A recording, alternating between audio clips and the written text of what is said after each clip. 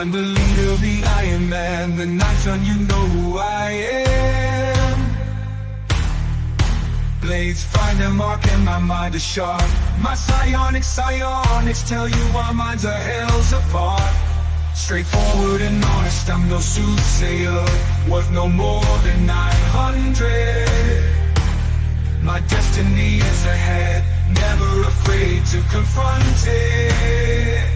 I'll keep everyone safe even if I won't make it. Instruments calling, our tune is loud, showing our courage, our time is now. Our Lord is boundless and together we stand proud. Proud. Proud. Big man, big heart, rage and control. Proud father, wisdom with age, never selfish, never cold. Knock you out with these fists, fall to the floor. Prefer peace, don't test me, I'll even the score. Brute strength to silence enemies, they'll fall. A peaceful soul, don't hesitate to brawl. Instruments coming, our tune is loud, showing our courage, our time is now. Our Lord is boundless and together we stand proud. Proud.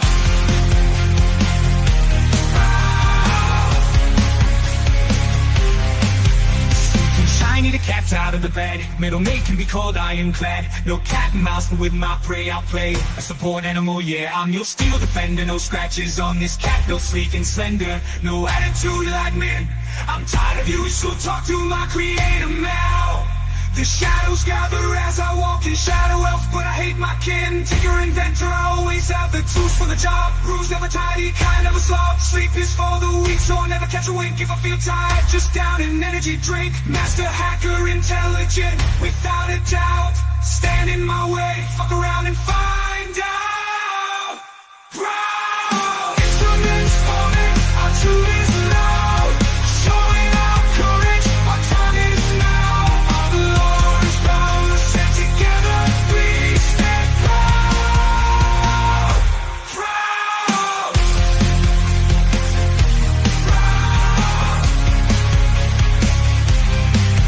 Man with a voice smooth as silk, not full of hot air, I've got the skills. Air genesi, musical talent unmatched. Singing sax, playing bagpipes on blast. My music sharp like a cloud of daggers, got the moves like Jagger. I ain't no slacker, objects move when I'm around. An army of animated things who can't be brought down. I'll be your test, can't withstand this tempest. Proud. Instruments calling, our tune is loud, showing our courage, our time is now.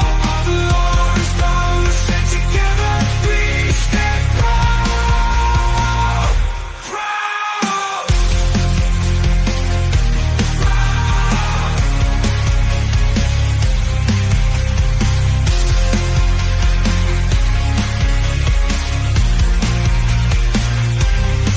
My magic's divine, like a holy man's words.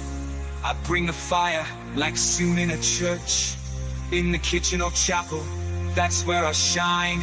I'm the heart of the party, keeping their health in line. Pocket bacon always stocked up, ready to share. If anyone's in need, I'm quick to be there. Divine skills, prestigious and strong, I'm the party shield. They call me Aegis, it won't be long. Proud. Instruments calling, our tune is loud, showing our courage, our time is now. Our Lord is boundless and together we stand proud. Proud.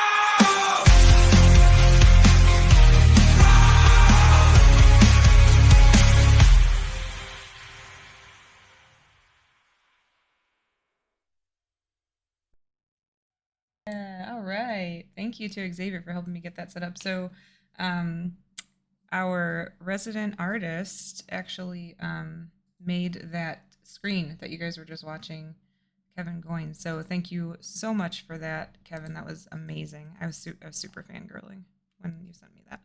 And then Xavier helped me get it all set up so that was a transition on here. So that was really cool. I learned a lot today.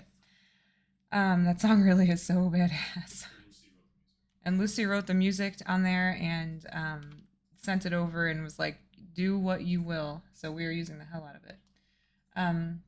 Yes, excellent. So we are going to go ahead and jump in with our crew here, get caught up, and just dive right in. So let me undeafen myself. There we go. That was badass. Thank you again for that, Kevin. I was like, I was so stoked. I was like, oh my god, Kevin, look at this. Yeah, I had that in mind for a while, and I just wanted to. Ever since I made that first logo, I was like, yeah, all right, this has to be animated somehow. Amazing. It's cool as shit. Absolutely, it is. It's very cool. And thank you again, Lucy. That the music, oh man, just so amazing, so amazing. We have some really incredible players. Yeah, this is gonna sound kind of cringy, but I should be thanking you guys for making it more better than what it is.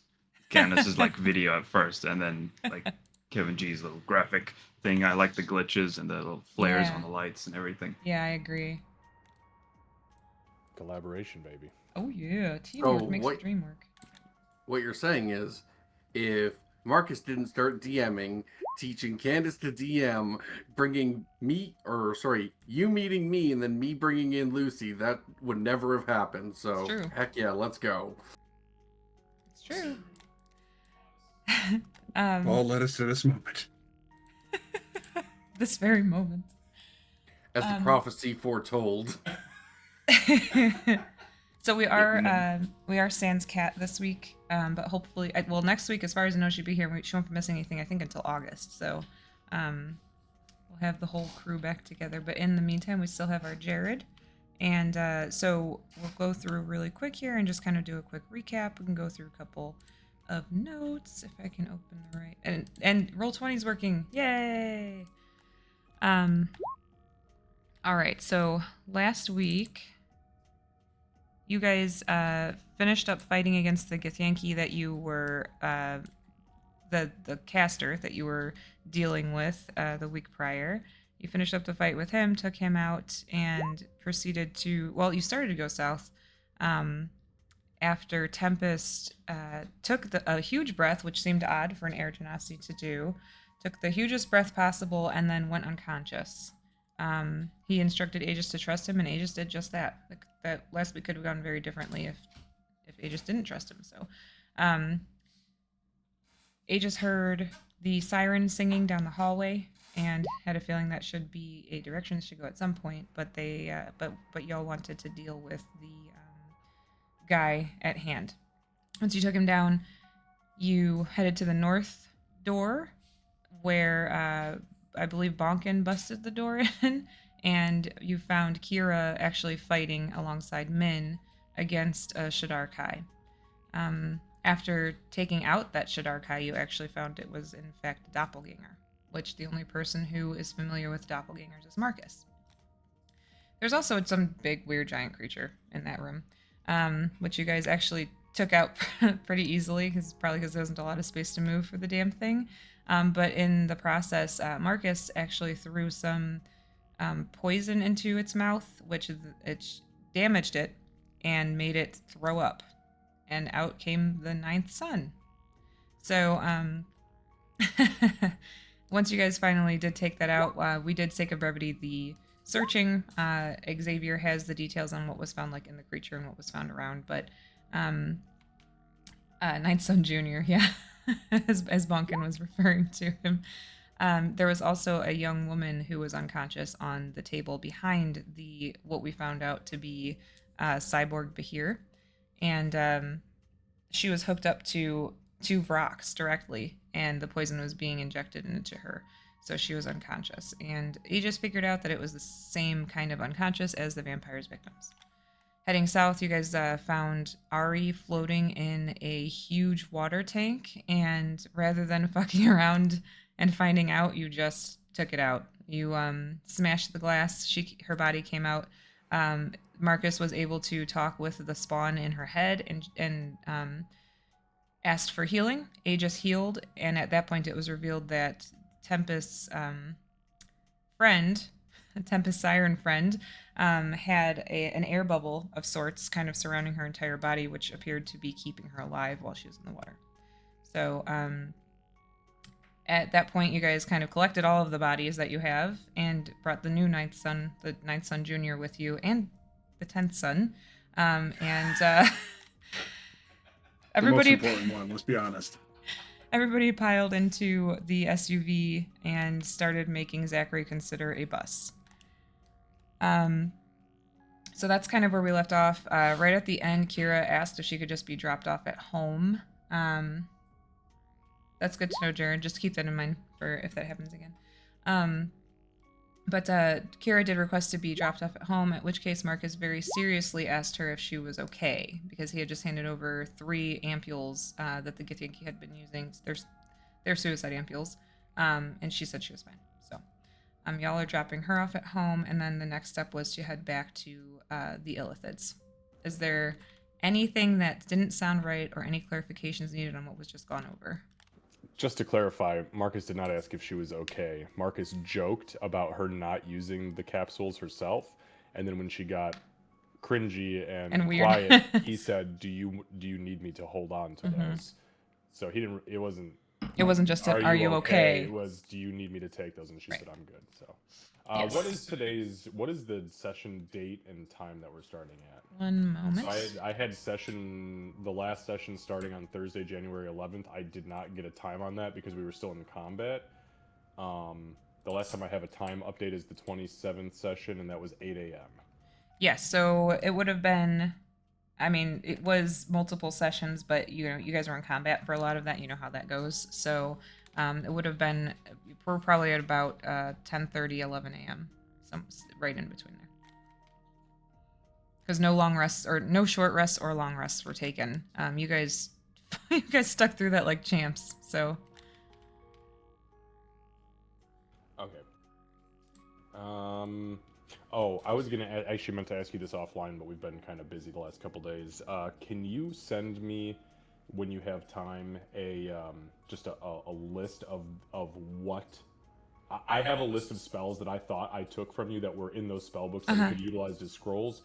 But I just want to make sure I have that correct before I start doing shit with them. Yeah, that's fine. Yep. Before I start wallpapering, the kitchen with them. Yeah. Okay, if anybody's in trouble, just scream this incantation and you'll dimension door. Or will you?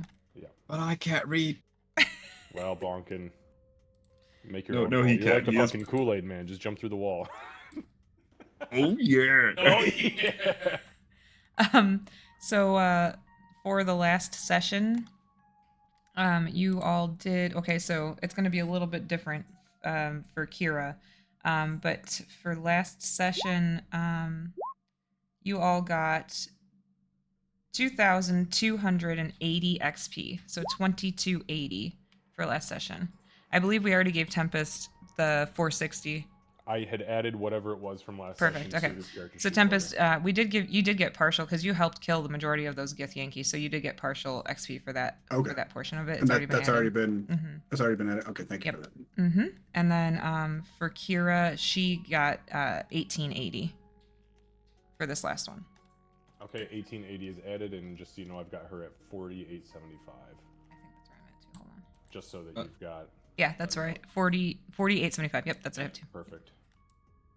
Does anybody want to know what total XP you should be at in case something was missed? We can go through that really quickly if you'd like. Jared. Yeah, that would be helpful. Yeah. Go ahead. Yeah, just to be safe, probably. Sure. So Aegis, you're at 45,932. Bonkin, 37,382. Kira's not here. Marcus, 45,932. Yep. And Tempest, 40,652. Is where you should be. Perfect. All right. Thanks for that. Absolutely. Okay, so we got XP out of the way. We talked about dates. Those are the two things I always forget. Make sure that we're doing jokes in chat. You guys are excellent about that, but I don't want you to stop sending jokes, so keep sending jokes. Additionally, make sure that you're marking things off like spells and items and that kind of thing as we go. Outside of that, any clarifications or questions or anything before we get started? Oh, Yeah, the just XP. We're in the car right now. like currently? Okay. Correct. That's all. And I actually was going to I'm going to start out with you, Tempest. There's going to be a little bit of role play that we're going to do while you are unconscious, so that way it's not just dead air. So as that's happening, can I just do a sake of brevity coin loot distribution? Okay, so I'm gonna put in chat on Roll20. This is what everybody individually is earning. Lottie Dottie, everybody, including Jared. So just so you guys know, it's gonna be 3,000 gold and 216 platinum pieces. I just entered it in chat, so you can see that. I added it to Kira's already. She's good. And then Candace, there was 4 leftover platinum pieces that wouldn't have divvied up appropriately. So I'm going to hand those to Zachary. Okay. And I'm going to just tell him, I know that I've already paid your salary for the year, but you deserve tips for your diligence and your service to us, so... He will look kind of shocked and accept it and say, thank you. Thank you. Okay, I'll leave it at that, and that's just what I'm doing while we're en route. Perfect. Okay. Yes, Jared. Sorry, did you have a total for me for my experience? Hold on one second. So you would be at... You should be at... I gotta do math 1 second. Yeah, I brought open my calculator too. You should be at 25,280. Oh, I have an extra 500. So no, no, you're right, because there was 500 from RP. Yep, you're fine. Okay, so I am at 25,780. Yep. Perfect. Thank you. Thank you. Anybody else? I guess it's in chat already. But Bonkin would drop Kira's bag off with her when they go in. Okay, got it. Yep. Noted. Yeah, make sure you uncheck that so you're not carrying that weight. I know it doesn't really affect you, but it could. He'll probably tell everyone that he's gonna drop the bag off with Kira, so just like wait a second. Okay, yeah, and Zachary would wait as long as that was clarified. Did you want to? And he's gonna like point at the giant sphere. Is that coming with us, or did you want to bring that inside? Oh no, the 10th son is one of us now. Go ahead and you can put him in. Well, I'm assuming it's been an hour since he animated it, right? So yeah, at this point, but with travel It's and everything. long done. Yeah. Okay. Yeah. How long? Because I know we went back and picked it up specifically. So, Aegis, how long does your light cantrip work? Is it an hour as well? I just don't want it to be blinding us. In the car. Yes, it is a 1 hour duration. Perfect. So now that it's dormant, I'll say, Bonkin, can you bring the 10th son inside and maybe just put him up in the foyer until Master Tempest comes to? All right, I got it. Thank you. Just like Terry Crews. I'd like to think that he's saying that kind of already out of the car. Yeah. Oh, All right. good. Now there's room. We can unstack the 2 bodies in the back and put them in seats. Oh, right. Honestly, I was more worried about that thing rolling them over. Oh, no. The 10th son wouldn't harm a soul. No, except our enemies. Is Tempest okay? Well, the lady of the water says he's just fine. I'm not sure why he's still sleeping. He hasn't breathed technically in like an hour and a half, but I don't think his kind need to. Well, he can if he chooses, I think. I guess it is more of a need to versus if he does. I was just gonna ask if I was snoring. So it was clarified when Marcus entered your head. He did hear you snoring when your patron was talking to him. She spoke very clearly to him, and Tempest was snoring in the background. Nice. Okay. Any other clarifications or anything? We are not leaving Bonkin behind. Bonkin will come back into the vehicle. All right. Perfect. So, Tempest. I know we kind of talked about it offline a little bit, but as you were standing there preparing your next spell to assist your friends in the fight, you felt a very strong connection to your patron in that moment. She came to you and she said,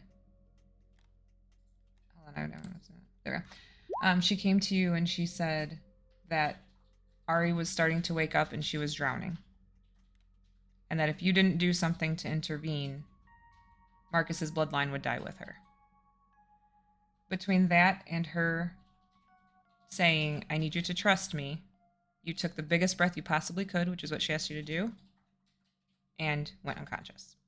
So during that time, the unconsciousness wasn't a typical unconsciousness. It was floating, as you're probably not surprised. It'd be like floating in water. Very comfortable temperature, very comfortable setting, and you did not feel like you were drowning. You didn't feel like you needed to breathe. In fact, you're still kind of holding that breath subconsciously.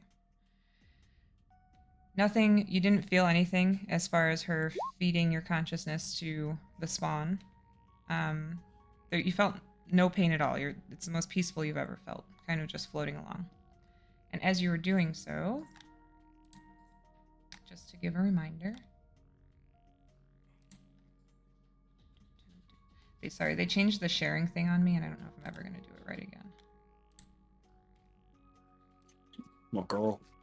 There's your girl. So her face appears in front of you very clearly. She is a mermaid or siren, whatever you want to call it. She is half humanoid, half tail. Very beautiful visage in front of you. And as she looks at you, it's almost a look of pride on her face. And she says, "Thank you for trusting me." I suppose I should always thank you for trusting me. You've given me power. You've given me strength, and I feel like the least I could do is trust you. First turn. Is this what drowning feels like? Is that what drowning feels like?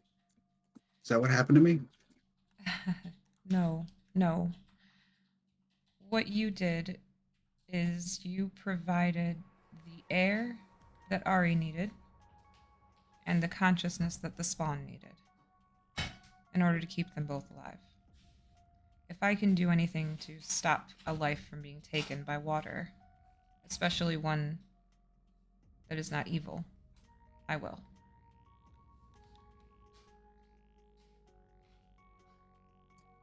So she's okay. Thanks to you and your friends, yes. It was smart. It was very smart of you to tell Aegis to trust you. You didn't give him anything else, but it was very smart of you to give him an idea that something was about to happen. Because of that, it would seem she lives. What? Why is she so important to you? Is it just because she's a life? Is there something more to it?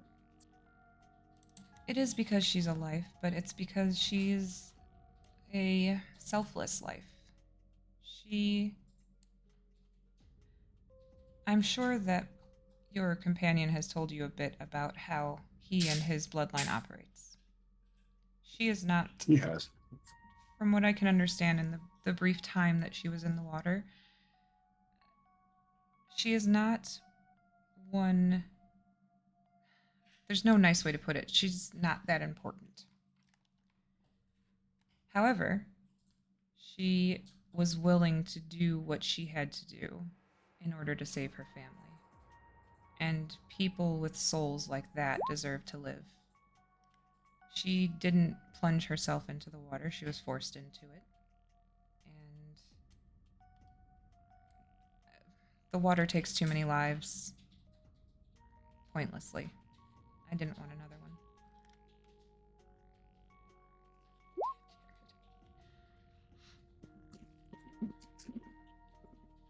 I see where you're coming from with that. I'm glad we were able to help her. And she's safe, and Marcus's bloodline can live on. And again, thank you for letting us know who needs help and when. It was a little strange before. I couldn't quite explain why we needed to go certain places to save certain people. but thankfully everyone trusted me, and I'm happy that you trust me, and just trust all around. It's a good feeling. It hasn't really been a big part of my life, so this is nice. She kind of looks not sadly, but maybe curious more than anything. People don't trust you? I think people often think I have some kind of, I don't know, agenda, I suppose. You haven't met many who can read your aura then. Not really. I mean, Marcus can read my mind, but that's as far as that goes, really. That's pretty damn far, but Well, when he reads my mind, I like to throw things back at him a little bit. that doesn't surprise me at all. I've been in your mind a little as well.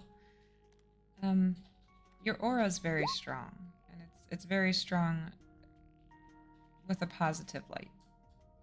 And people who can read that sometimes don't realize it, but Aegis, I feel that Aegis knows without realizing he knows.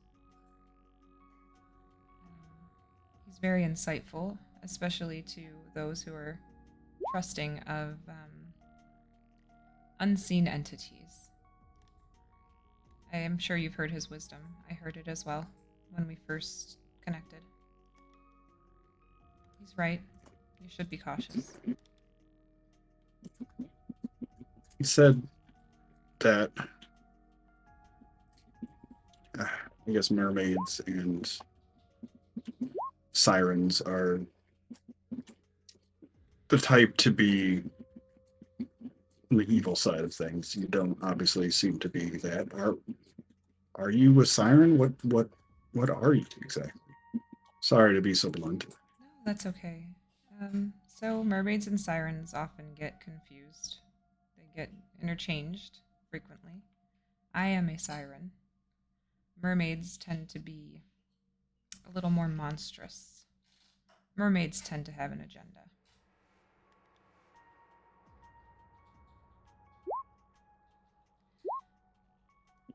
It's good to know. I guess I'll bring that back to the group. But I think by now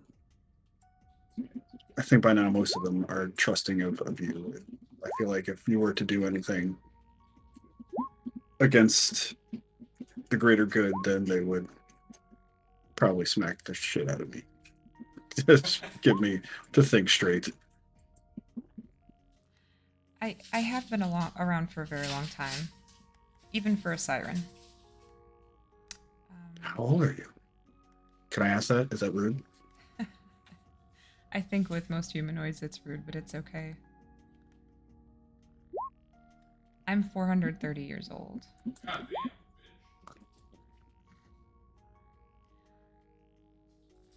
And sirens tend not to live that long, but it's more from being hunted than from old age.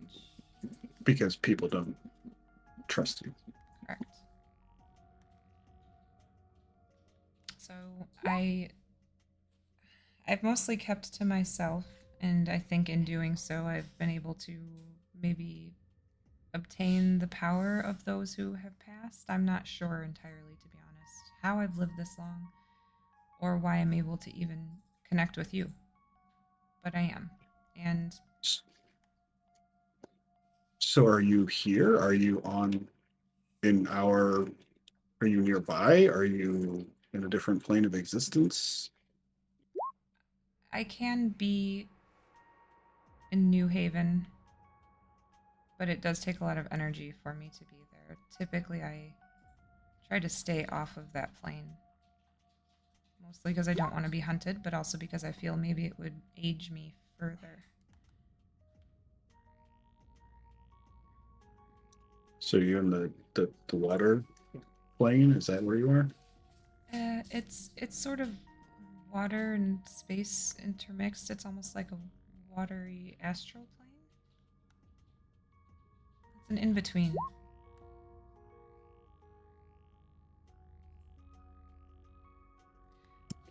be amazing to visit there someday, but I'm She sure it'll probably take a lot out of me as well. she looks around. Well, you're kind Oh, of is this it? this is it. Oh, This is a small part of it. Yes. what? Feels like a warm bath.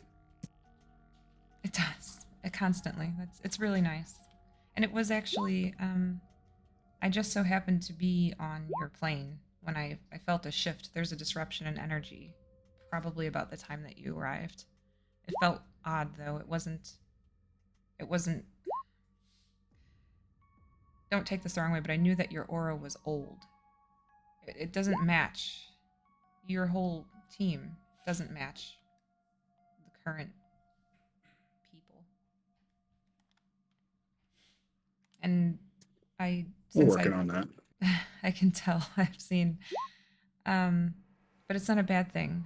You know, you are what they call now old souls. Being able to sense that, I knew that I had to contact you because you're very open to it. You know, you're very open to the ideas of different kinds of people. You're willing to learn, and while there are a lot of legends that paint sirens as evil entities, we aren't there to try to lure human men to their deaths. Actually, there's some truth to that, I guess. The song used to be used to try to find a mate. We're very loving creatures by nature, in actuality, but only those that have the gift can hear the siren song. And those with the gift tend to become our companions, not necessarily romantically, but they tend to become. I mean, I wasn't gonna say. I mean, I wouldn't say no, but I get it. It's cool. It's cool. Different planes of existence and all. It's cool. She kind of like throws her head back and chuckles a little. I did, like I said, I was keeping to myself, and you know, to answer your question about why I'm always sending you to help save people. When I was on your plane more frequently, I was under the water enjoying the sun, the bit of sun that was shining through the surface, and something came, you know, was thrown in, I assume, and came spiraling downward in the water. And she kind of points to the necklace around your neck. I looked up and I saw this beautiful young girl's face, but she was so distraught and she had tears running down. She was crying right into the water. She had dark hair and fair skin, I remember.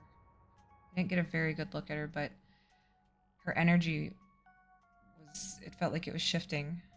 It was going from a lightness to a darkness.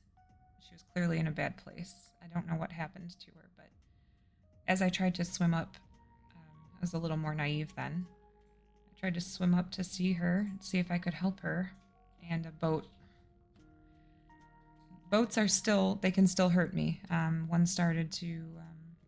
I mean, more so now they have motors on them. Mm-hmm, exactly. And this was only about 18 years ago. So it started to disembark, and I had to swim down for safety. And when I could finally get back up there, the girl was gone. She held great power, I could tell, just by the energy she was emanating. And I knew I needed to do what I could to find her, and like I said, only people with the gift can hear my song. So I have waited. You said dark hair and fair skin. Yes. She got on the boat, you said, or she was? I'm not sure. She was at the dock, but when the boat started to disembark, I had to swim down for fear of being seen or hit. Is there, I don't know if there's any kind of magic that you might know of that will be able to locate or identify other owners of certain items? Is that a thing that is a thing? I don't know much. I believe Magic. there is magic that does that. It's not magic that I'm capable of. If you ask, I don't know, your companions, maybe. That's just not my type of magic. You know my type of magic. Yeah, that's true. Well, I had found this after a fight with the Frozen Phoenix. I wonder if maybe she might have any kind of more of insight as to who owned it before her, or if it just so happened to be. Did you just drop it in that uh, in a theater? If it is, in fact, that's a great question. That's a great question. You said Frozen Phoenix. That's the girl you met with in the diner? Yeah. She was controlling all kinds of water elementals, and I don't remember what this is. Kevin speaking. I don't remember what she actually looked like. She had white hair, right? I can Did she share. have dark skin and white hair? Hold on, I'll share it with you.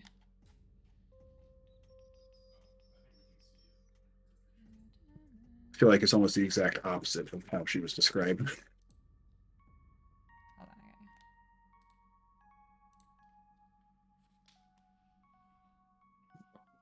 No white hair.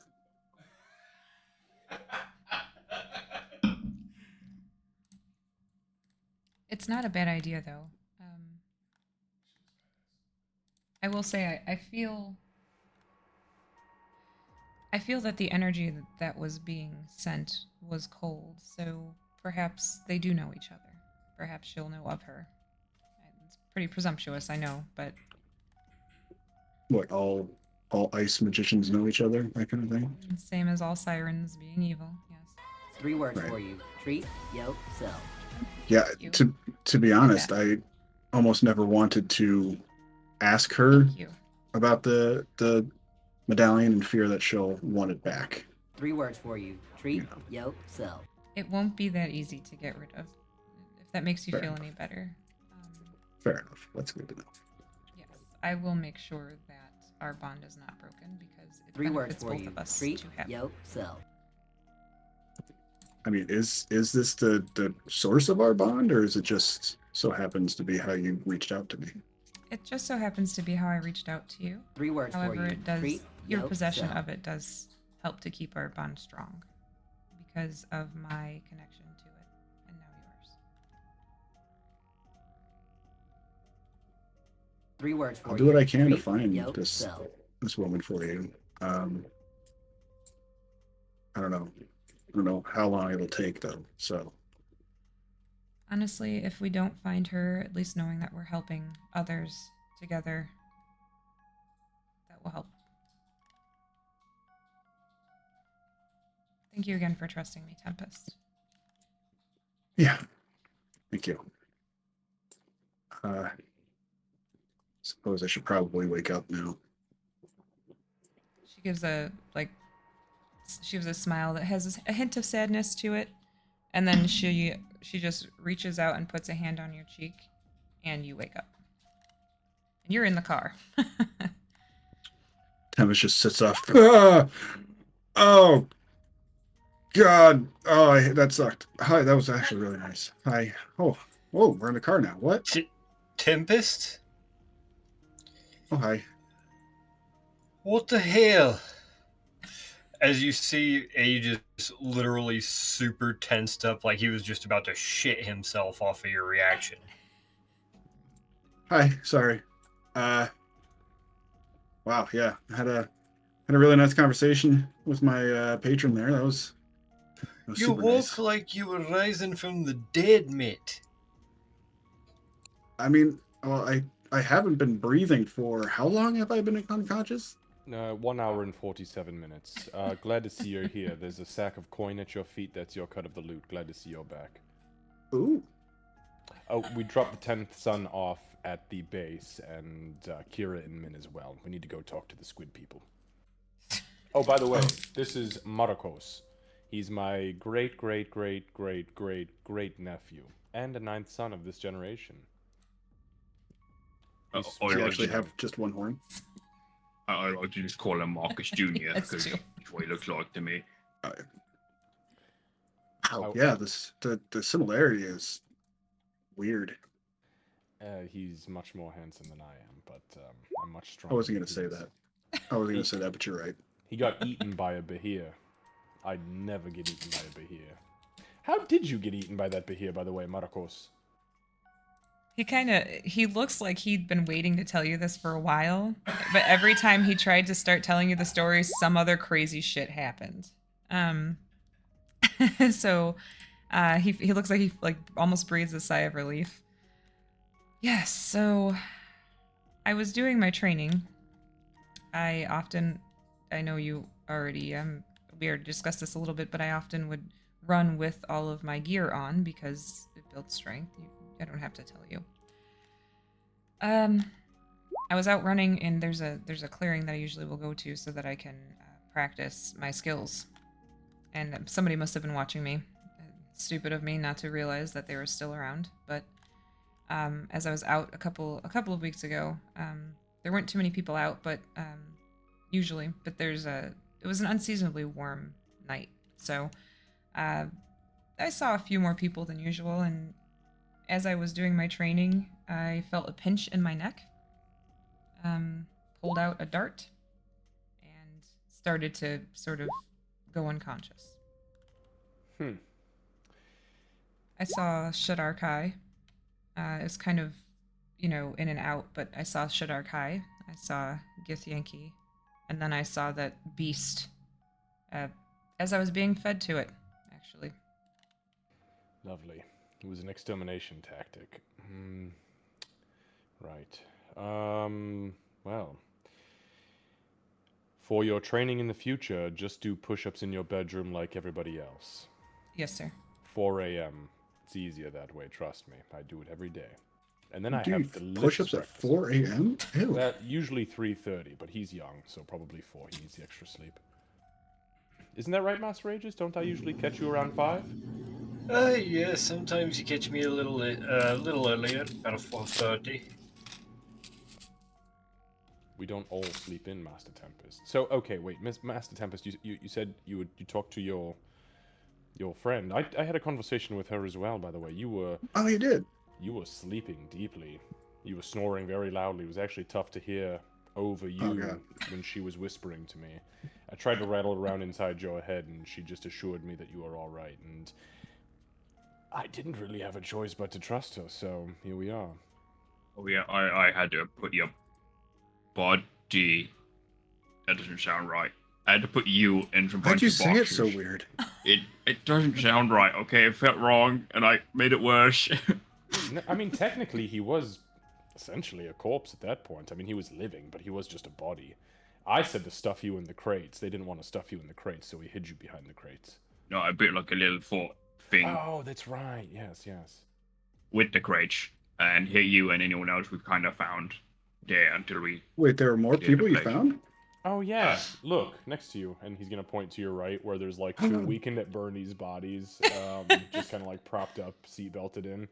That's where the 10th son was sitting. They were in the trunk, but we moved them forward when the 10th son got out. One of them is, she's obviously not looking this alive, but one of them is this tiefling. And the other one is a very pretty small human girl. Not girl, human teenager. Oh, good. That's would I immediately recognize her as Ari? You would have recognized her as Ari, and you would recognize the girl as Meg, which was the girl in the video who shot Ari. See, she's okay, but her? Fuck her. Bongan's gonna point to Meg. She's the one we hid with you because we found her on a demon altar with Miss Kira, who was kidnapped. It's kind of a long story. We'll fill you in. Well, I'm at least glad to see that Ari's okay. Yeah, my patron wanted to make sure she was okay, so she took and the parasite. She took some of my breath and my consciousness to keep them alive. So She did keep them alive. When we found Ari, she was in a tank of water, and thank goodness your patron intervened and utilized you to do so, because if we would have found her dead... He kind of looks over to Marikos, and no offense to your cousin, but I was going to decapitate her and pull that parasite out of her head and put it in me if I needed to. He just nods like, well, yeah, that's what I would do too. Good. yeah, that's totally a normal fucking thing to do. Yeah. Bongan is like quiet, but he looks absolutely. He's trying to hide his horrified expression. They did see me decapitate Jared is just sitting there, just Tempest didn't, thank God.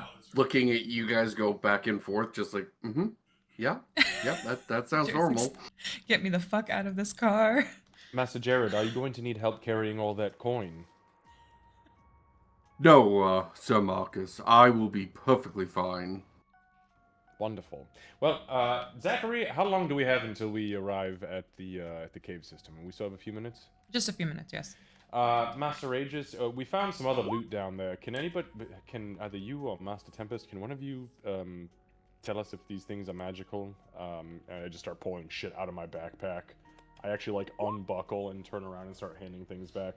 Oh, actually, Master Aegis, you might be able to help us with these. And I pull 2 diamonds out and kind of hand them to you in like a piece of cloth.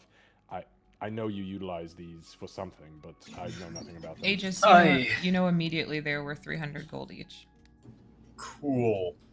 Thank you very much. That gives us 4 uses of that now, if I'm counting right. Oh, wonderful. Well, keep them in your pockets. We've got Candace, or the potions. They're pretty identifiable. Yeah. Okay. So I'll pull out 2 greater healing potions. I think I've already got one of these on me. These are a couple of greater healing potions. Does anybody need one right now? Or I mean, not obviously right now, but does anybody need a greater on them? I mean, I just have a regular healing potion on me, but Well, suppose yeah. give it to one of the non-healers first. Yeah, one of you guys. Master Bonkin and I know at least both have one because we've divvied them up in the past. Yeah, I still have mine. So Master Tempest, why don't you take one? And Okay. Master Aegis, do you have a greater? No, I don't. So I suppose I'll take the other one then. You take the other one just in case. Somebody's nasty ass down here was drinking coffee, and I hold up like a little coffee container, and I don't know why I put this in the backpack, but you just never know. Master Aegis, Master Tempest, maybe you can tell me if this is magical. God, I hope it's not magical. I don't want A magical cup of coffee? You just never know. Sounds like I something out of a can't kid's say. show. I can't say specifically that I'd be able to tell you anything about the magic. I could at least tell you if there's magic there. Well, that's at least a start. That tells us whether or not we want to toss it out the window or hold on to it. But kind of points at Zachary. I wouldn't actually throw anything out your window. I'm sorry. Thank you. We also have this, and he pulls out a blue ceramic jug. And this. He pulls out a long red cape and that stinks like sulfur. This literally smells like where my people came from. Avernus. So I have a sneaking suspicion this is something that's got devil magic or demonic magic in it. That's always lovely. And we have one more thing. I'm not entirely sure about this, but there's a pair of shackles here, and I'll pull the shackles out.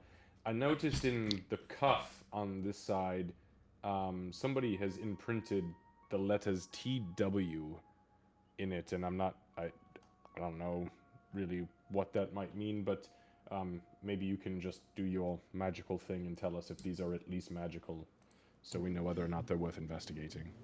Hey, let me at least take a look. Probably just somebody's lucky manacles, right? So, Candace, how many Arcana You know what I'm saying. do you want me to make? You can just do you can do one for each item. That's fine. Okay.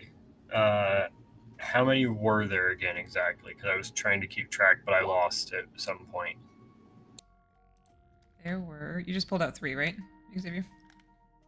3 what? Sorry? 3 items that you were just. So I pulled out the blue ceramic jug, the red cape that smells of sulfur, the shackles, and the bottle with coffee. It was all 4. Okay, so it was 4. Cool. I thought I missed a number 5 somewhere in there.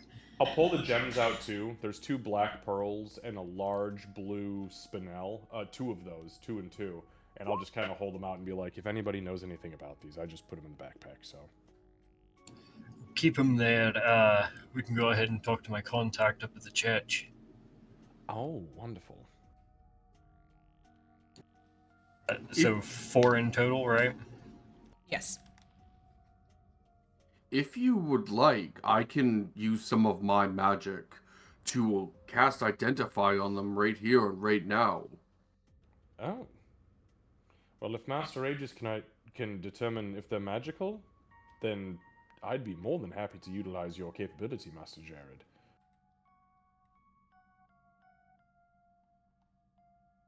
Absolutely, Sir Marcus.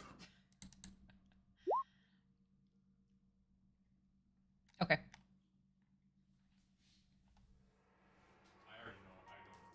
I know you know, because I had it.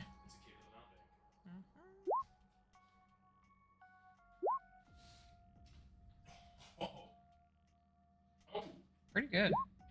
Alright. Okay, so Aegis. The first one, just based on its the cape, just based on its properties, there is absolutely no doubt about it. It's the Cape of the Mountebank. You heard of it when you were back in your time. It was an item, and just the property of it smelling like sulfur and being a cape that clearly holds that type of magic, you know for a fact that's exactly what it is. This one is definitely magical, and hands it back to Marcus instantly. Then I believe the 13 was for the jug. Yes. So you're fairly certain it's magical based on some of the etchings you can see in its side, but you're not entirely sure what it is or what it might do. But you feel like it's probably magical based on what you're seeing inscribed. Possible, but can't say for certain. The coffee was next? I believe that was next, yeah. Okay.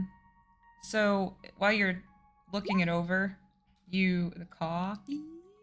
When you're looking it over, you smell it. It's definitely coffee. You take a drink.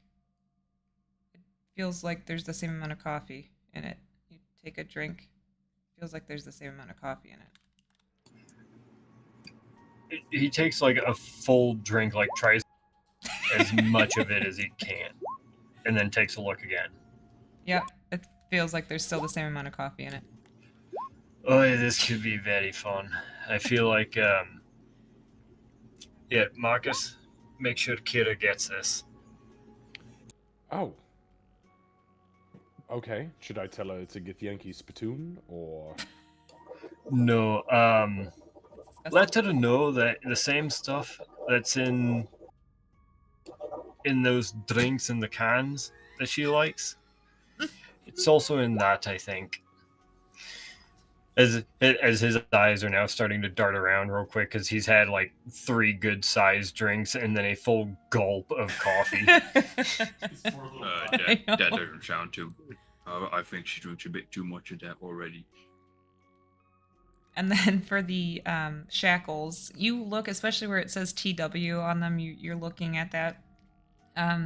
As you're looking, since you're looking closely and you're kind of trying to look for anything that stands out that would give you signs of being magical, again, you can see really tiny etchings of runes on it. So you're fairly certain that it is magical. You're fairly certain. You don't know exactly what they are, like I said.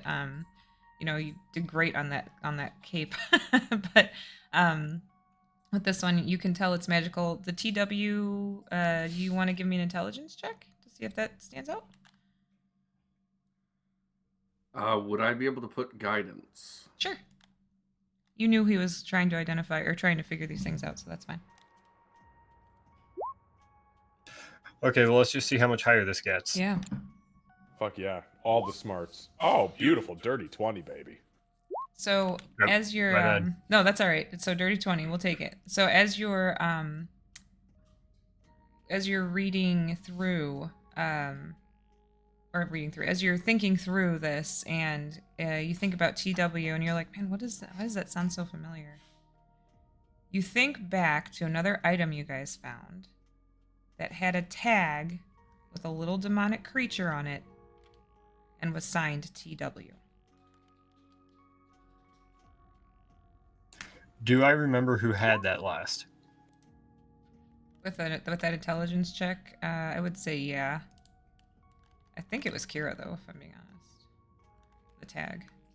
think it was Marcus. Nope, I have it. You do? Okay, great. Yeah, it's a note in it's in the in my like common chest. It's a note in common to my greatest customers, a gift. Enjoy -TW.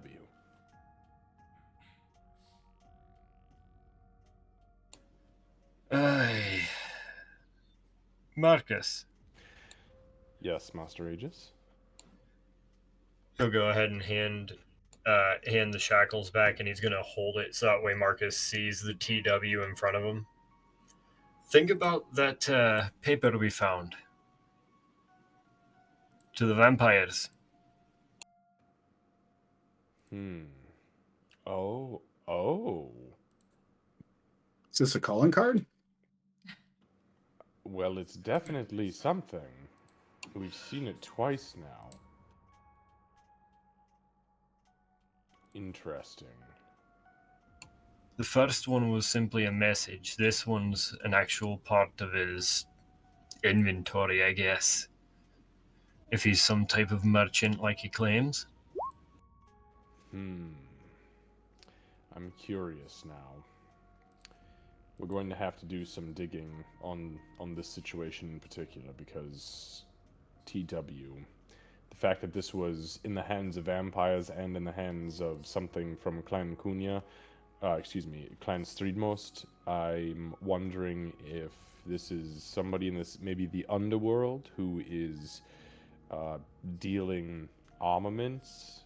We had heard, the gift, that's right, it was the poison thing. Wasn't it? With the vampire, those people, they were poisoned. Shit. Master Jared, does this ring any bells to you? The initials TW, anybody working in the underworld here in the city? Would I know of that?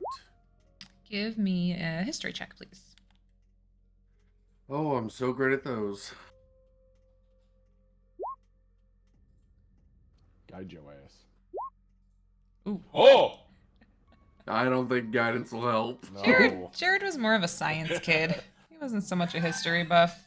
Yeah, nothing really rings a bell for you. I mean, you know that all kinds of people, there definitely is, an underground, right? Like, there are villains. You're not familiar with any specific group that is only Githyanki or only Shadar-kai, or in TW and the underground doesn't really ring a bell. Not a math plate. Master Aegis, do you think these shackles are magical? I think they Master Jared, how many identifies can you perform? I don't know what magical resources you utilize during the encounters down there. Normally I can do about 3 spells per day, but I can commune with my deity, and I could do 3, but the one will take about 10 minutes for me to cast. Oh, that's... if you're alright with it, I'm fine with taking a few moments just so we can get some answers. Would you mind taking a look at this jug, these manacles, and maybe just giving us an exact for what this coffee thing is, so we know what to tell Mistress Kira? I'm pretty sure I know all that thing does. Oh, what is it? It seems like all that happens is you go ahead and drink some, and as you bring it back down, it fills right back up. Is it hot? Well, have a drink. Oh, I don't... Marcus will take a sip of it. Is it hot? Yeah, it's hot. Fuck, man.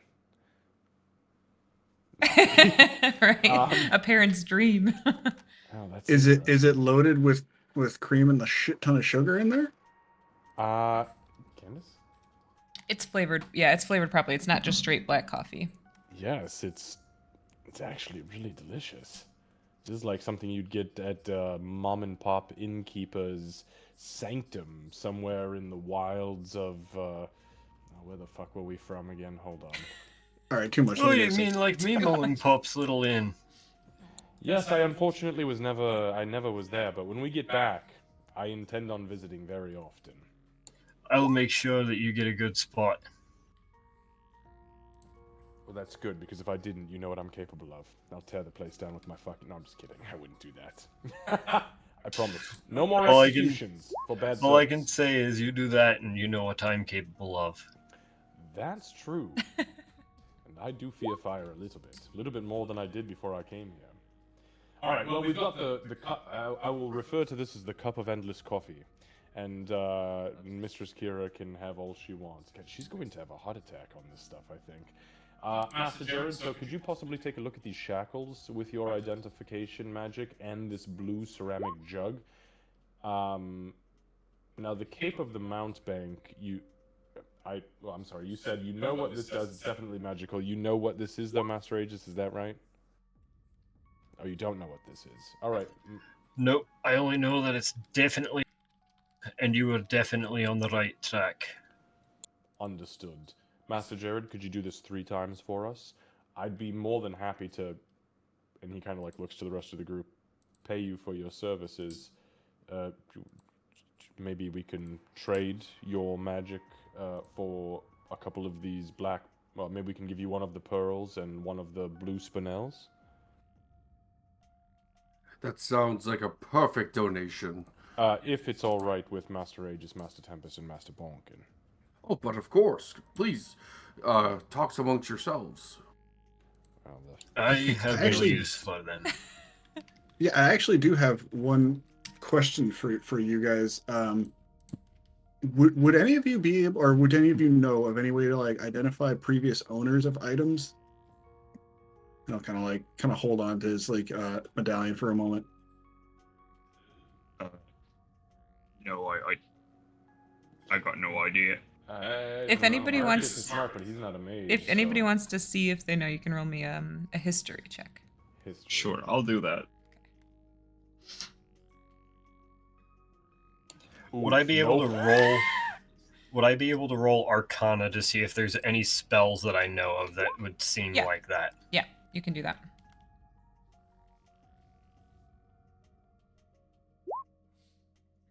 Damn, Aegis is coming in hot tonight. Yeah, he is. Hey, I have proficiency in Arcana. I'm gonna use it every chance I can. Fair enough. D4 too. Oh, you're guided? Go ahead. Anyway, one can probably go. I don't mind. I think it's fair to give Mr. Jared some money if he wants to do stuff for us. Oh yeah, sorry, I didn't mean to hijack that, but yeah, absolutely, yeah, whatever Message Jared needs for sure. All right, so Aegis, you know that there is sort of like a reverse tracking style of magic that could be done to try to find a previous owner. It's kind of like locate item, but it's more to do with you're locating the previous owners, the person who owned it previously, not necessarily everybody who's touched it, but the person who owned it previously. Yeah, so it's like instead of locate item, it's scry or identify locate item person. lineage. Right, yes, item lineage, that's a great way to put that, yeah. And you know that it doesn't go back thousands of years or anything like that, it's just previous owner. I mean, I've heard tale of magic like... I don't really know of anybody that uses any, though. Especially here and now, but... It was just kind of a long shot. I thought, you know, if anybody would know any kind of magic like that, it would probably be somebody in this vehicle. Marcos, I'm charging you with a task. I need you to find a mage in the city who's capable of performing magic that can assist Master Tempest with what he needs. You let me know when you have acquired said resource, and we'll move from there. Yes, Ninth Son. You think Miss Kira knows anything like that? I think she probably needs a little bit of time to herself. She seemed off when she left, and we might need to give her just a little while before we start bugging her with things. Yeah, I think something's wrong too. I do mean right now. I just meant Oh, as far as generalities, yes, she's very knowledgeable and she's very good with this technomancy. That is quite a jug. That's the Fuck. jug in question. Wow. Sweet That- joke. Yeah, nice Sweet try. jug. Why does Nice. it look like? I was waiting for somebody to make that joke. Why does it look like it's got the slider on it for a bong? Fuck around and find out. Don't tempt me with a good fucking time. It's the magical about to bong of say. never-ending weed water. What does that mean?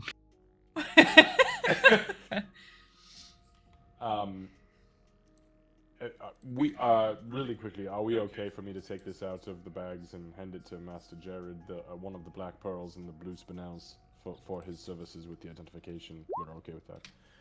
I have no problem with that at all. Jared, he'll hand you then one of the black pearls and a large blue spinel. We do. The car pulls up and Zachary says, "We're here, but no rush, obviously." Master Jared, I think, is going to set up a ritual platform in the back. So You need me to open. You just pull the seats down and let him do what he has to do. Please. Yeah, so he gets out and he adjusts the vehicle. What are we doing with Meg? Is she just kind of... Oh, she's going back to the Illithids. I need them to root around in her mind and figure out what the hell happened exactly and why she... Is she dead? No, they're both alive. Actually, I saved Meg. She was having rock poison pumped into her body, and I cut the hoses before killing the Why? dogs. What does that do? I have no clue. Mistress Kira said she knew something about rock poison being intense, and clearly they were doing something to her, but I literally have no clue because she got very angsty and had to leave suddenly, so... I had questions, I just didn't have a chance to ask them. Yeah, Mosquito was also teleported to a room where that was happening, and that's also where we found Marcus Jr. over here in a giant she mech saw beast. some shit. Yeah. Yes.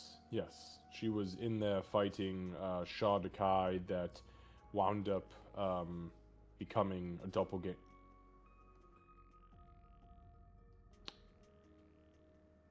Fuck. What? What's a doppelganger? What happened? What happened? It wasn't... I bet when the Illithids root around in her mind, because I couldn't get much out of her, I bet when the Illithids root around in her mind, they're going to find out that it was not Meg who shot Ari. I think the fucking doppelganger shot Ari. She was kidnapped. He points at me. So you think she was just on that table the entire time? I would place money on it, and I'm not a betting man. We'll see, but I have a sneaking suspicion. Well, that's good for her, because I was upset when Master Aegis and Mistress Kira wanted to save her. I could have given two shits about this Meg at that point, but now that it dawns on me, yes, we did fight the doppelganger, so that would make much more sense now. Yeah, no, I was very surprised to see her here at all. I figured first order of business was chop her in half or something, for you, at least. Well, I wasn't going to chop her in half, but I definitely left her for dead. I did chop the head off of Githyanki. Oh, very well. He did that a lot. He killed a lot of Gith and the fucking Clan Streetmost pricks. Well, let's not forget, Bonkin, you ran on in there at the beginning and knocked that one guy out in, like, what, one punch? I think it was 2 punches, but it was literally within 4 seconds. Yeah, I didn't even see the second punch get thrown. Neither did I. I just saw him get tossed into the wall and there was no hand there. Aye! I got a bit excited. That's at pretty the start. gnarly. You're talking about the first guy when we first entered the building, right? Aye. Yeah. Alright, sorry. Master Jared, do you need concentration for your rituals? I apologize for the... I don't know. I've not done this very often. Oh, fuck. You're not going to destroy them, are you, on accident? Like, should we be worried? I thought you were a professional. You were so confident when you told us about it. I've had success when I've tried before. but I have been told it could fail, but the item will not be harmed. Oh, thank goodness, because then we'd have a problem. I'd have to take that black pearl back. So which item would you, just for sake of brevity, which item would you like to take the longest? Because it is a 10-minute for the ritual for me to cast it without using a spell slot. It doesn't matter. We're gonna wait for you anyways. So if we're just looking for the blue ceramic jug, the shackles, and the cape. The cape. Alright, well, seeing as how the blue jug never really sparked interest, I'll do the cape with my spell, the shackle with my spell, and then the channel divinity will be used on the jug. Okay.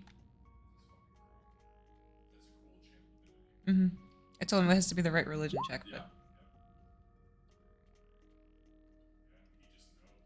All right. Oh, I also have to do a religion check for the divinity, and I would like to do guidance because yes, identify can- does not require concentration. You can use guidance, no problem.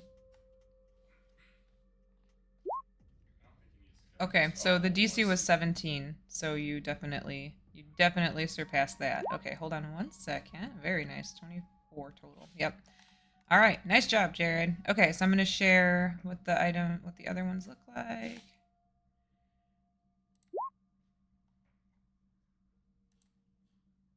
Badass cape.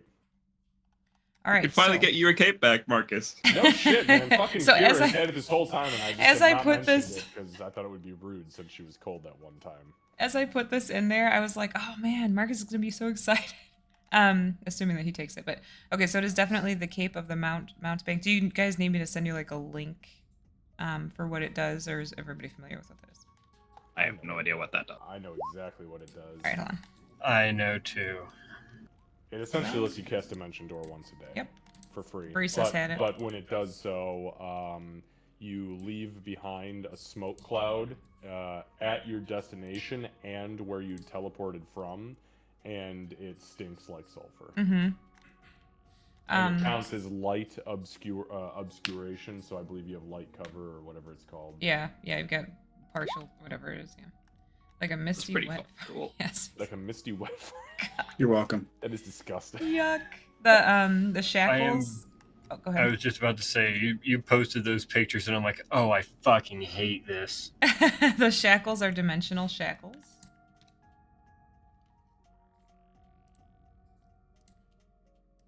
And I feel like everybody knows what the jug is already. Do I need to give you a link? Is it an alchemy jug? It's an alchemy jug. An alchemy It's jug, an okay. alchemy jug. Yes, yes, it is indeed. So we can like make drugs in it. Beer. Acid, poison, beer, honey, mayonnaise, oil, vinegar, fresh water, salt water, and wine. We can use. Hold up, is mayonnaise actually on the Mayonnaise list? is actually is on the nice. list. Mayonnaise is on the list. You can make 2 list. gallons of mayonnaise a day. Fantastic. Yep. That's That's the amazing. ticket. Not Miracle Whip though. No. Oh, thank God. Fuck that. Miracle Whip Why would is you a want to? spreadable, not mayonnaise. Mm-hmm. So don't smoke it. Oh yeah, there it is. 2 gallons of mayonnaise. Gross. Okay. That's wild. I love the gross you added at the end so fast. I know, that's what got So me. passive. It got me in ages at the same time. All right, so Jared takes the time, and then for the last item, the jug, you actually see him do something a little bit different. It's not just the ritual and the casting of the spell, but he actually does a prayer. And for a split second, you guys all feel sort of like a warm presence with you in the vehicle. And it's very quick, but then as soon as he's done, Jared, go ahead. Man, this is hot in here.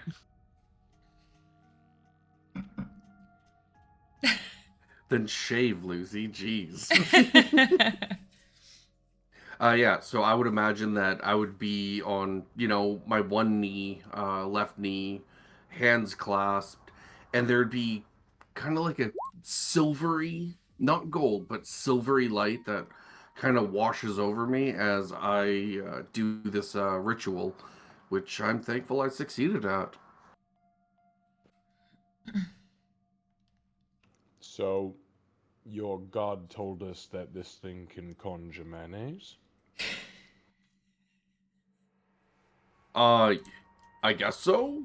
I mean, if you like mayonnaise a lot, you could. When are we ever going to need 2 gallons of mayonnaise?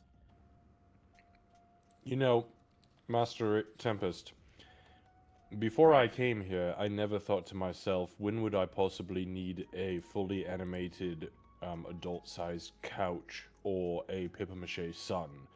And I've come to find out that I've needed them my entire existence.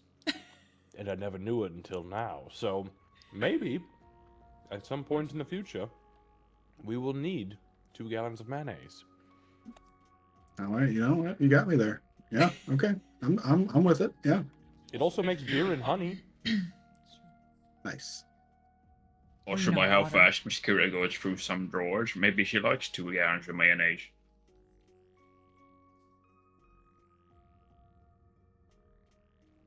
So, the cape. Oh, I think it would look great on you, Mr. Marcus. I think it would look great on me as well, but...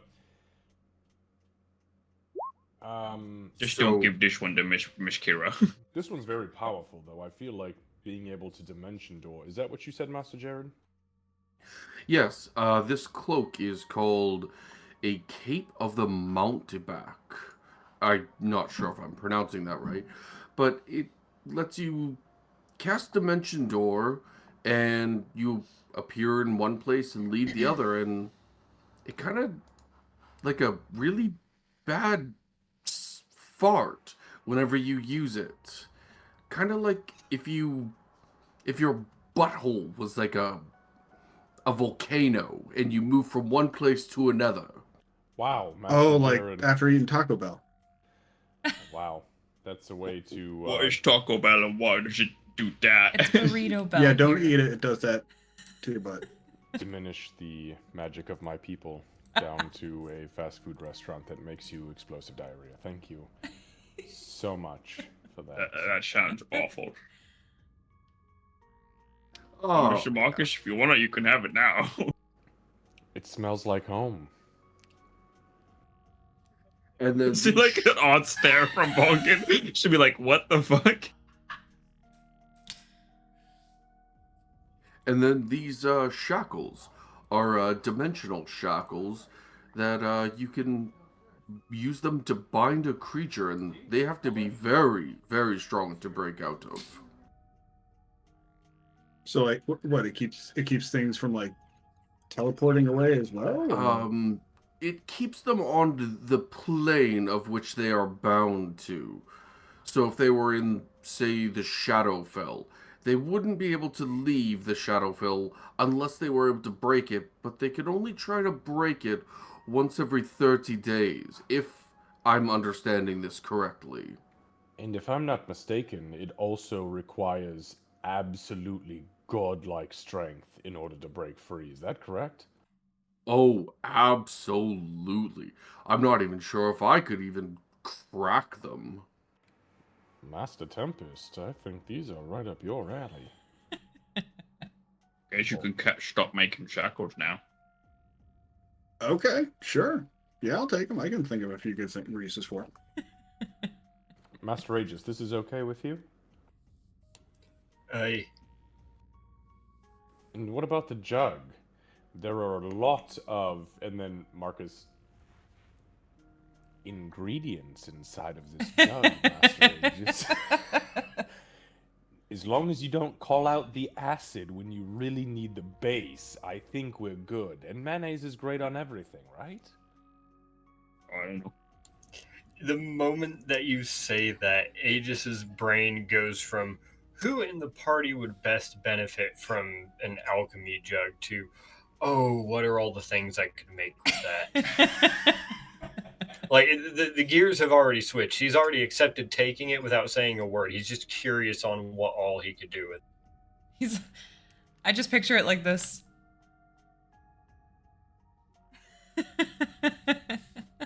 Yeah, just like that. Well, I think that answers that question. Master Jared, thank you very much for invoking your god's divinity to identify these things for us. And Master Zachary, thank you for allowing us to utilize your trunk space as a ritual platform. He's outside and you just hear him say, "Of course." We should probably unbuckle those two, because they're starting to look very gray. He points at Ari. Yeah, Ari... Meg, who's got, like, I- track marks in her arm from demon venom. As I say, Ari seems like she's in almost like a peaceful sleep at this point, but Meg, her body's clearly fighting whatever, well, clearly the rock poison that had been injected. So she's not like thrashing or anything, but she does not look as peaceful. And actually, while Jared was doing his the identify spell, I think Tempest would send a text over to the Frozen Phoenix. Okay. Basically, asking like, "Hey, when you have a moment, I'd like to ask you a question about a thing I found a while back. So text me back when you can.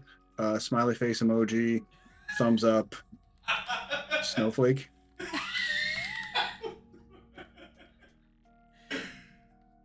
All right. Felt right. You're not wrong. Is anybody doing anything else?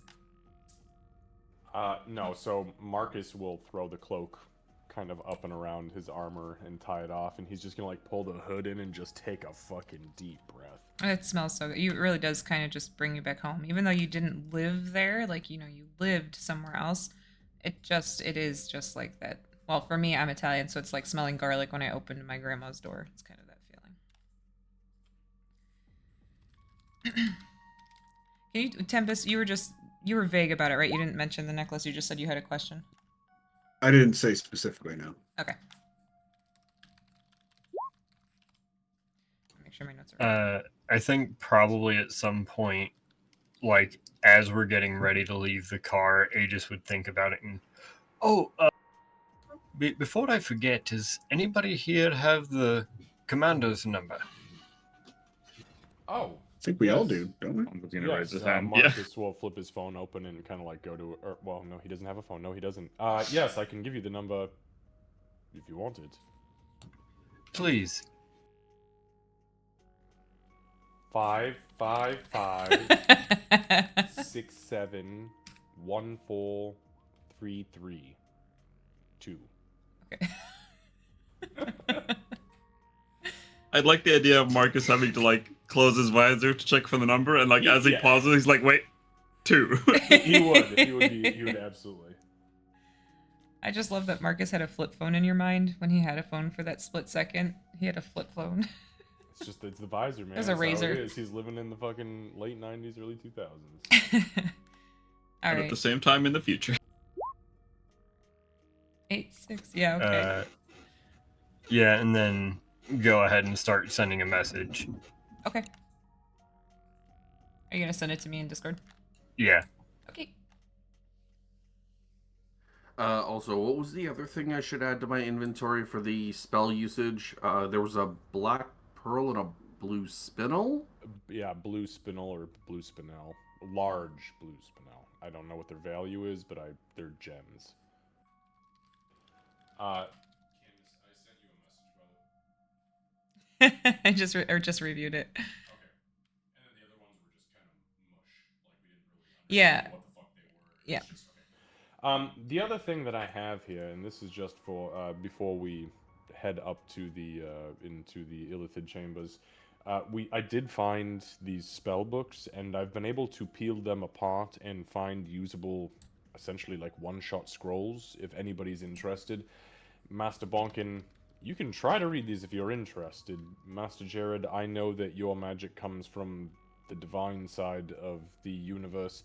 But Master Aegis and Master Tempest, if you're interested, here are the things that I have found that we can actually utilize. So I found a scroll of prestidigitation, a scroll of arcane gate, which is what was used to transport Mistress Kira. Scroll of... Oops, sorry, go ahead. The moment that you got done explaining the arcane gate, like Aegis is down in his phone working on the message still, and then just dead stop.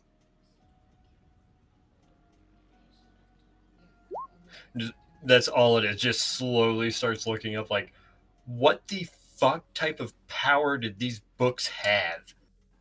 Like, he's just surprised as hell at this point. It's great power.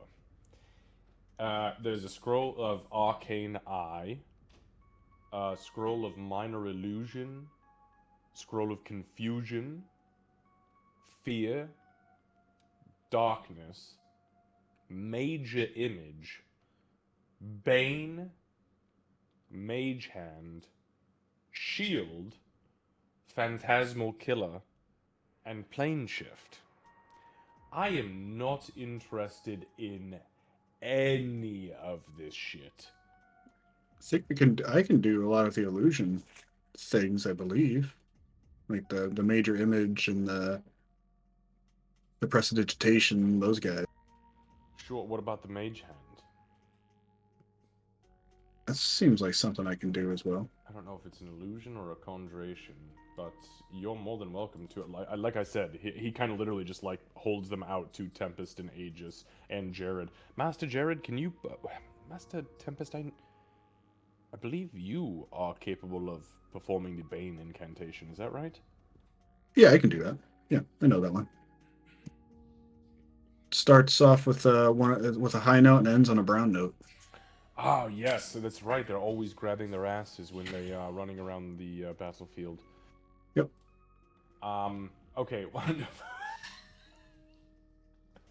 All right, so why don't we do this? I'll just go through them so I can take them out of my inventory and you can add them in yours.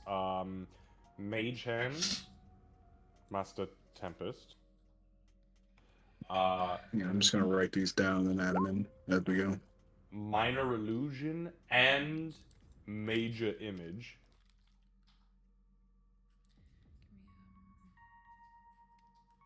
All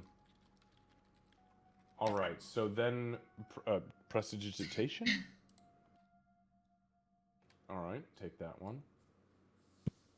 I'm sorry, I finally got my document open. All right, so Mage Hand, it was Major Illusion or Minor Illusion? Both, one of each. Minor Illusion and Major Image. And then prestidigitation and Mage Hand.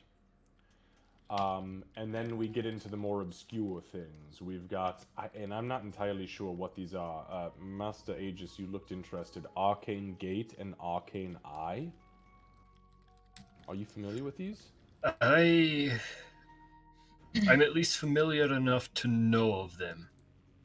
And that gate could be one of potential use. Would you like to hold on to these?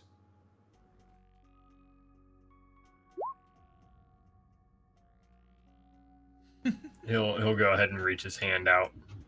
All right, so I'll hand the Arcane Gate and Arcane Eye scroll over. Let's see. Confusion and Fear, one of each. I think I can do the confusion. Aegis probably is more on the fear side of things, I think.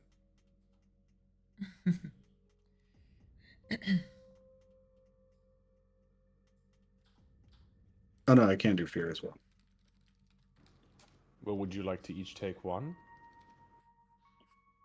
I feel like confusion is more my thing. I'd agree that that's probably accurate. I'd have to say that's bad. I can go ahead and take fear then. There we are. All right, so Confusion scroll for Master Tempest and Master Aegis a Fear scroll.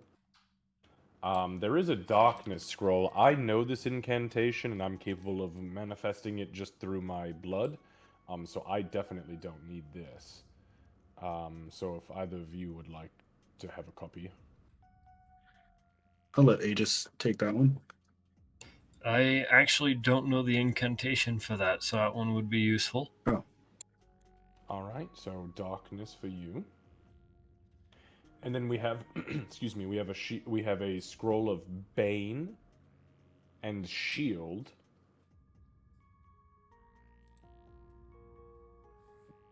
Well, I can do Bane. So can I actually.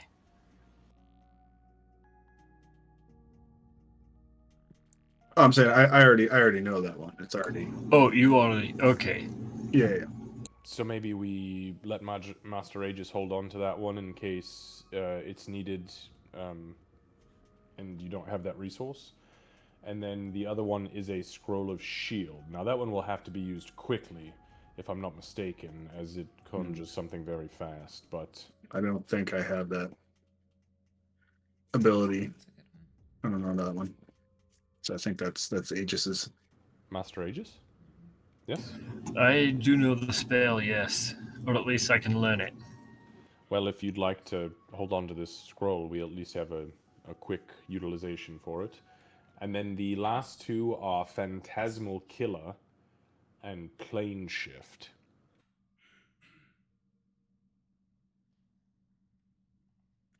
Those sound like very much Aegis territory. Actually, that first one, no. Ooh.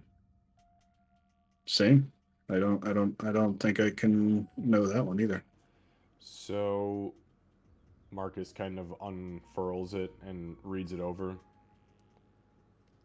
I'll hold on to this one for now then, if you're alright with it.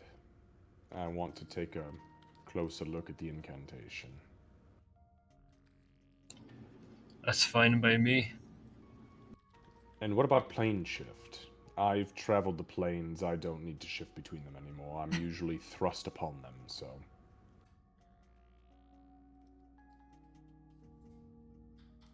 I think I can learn that one.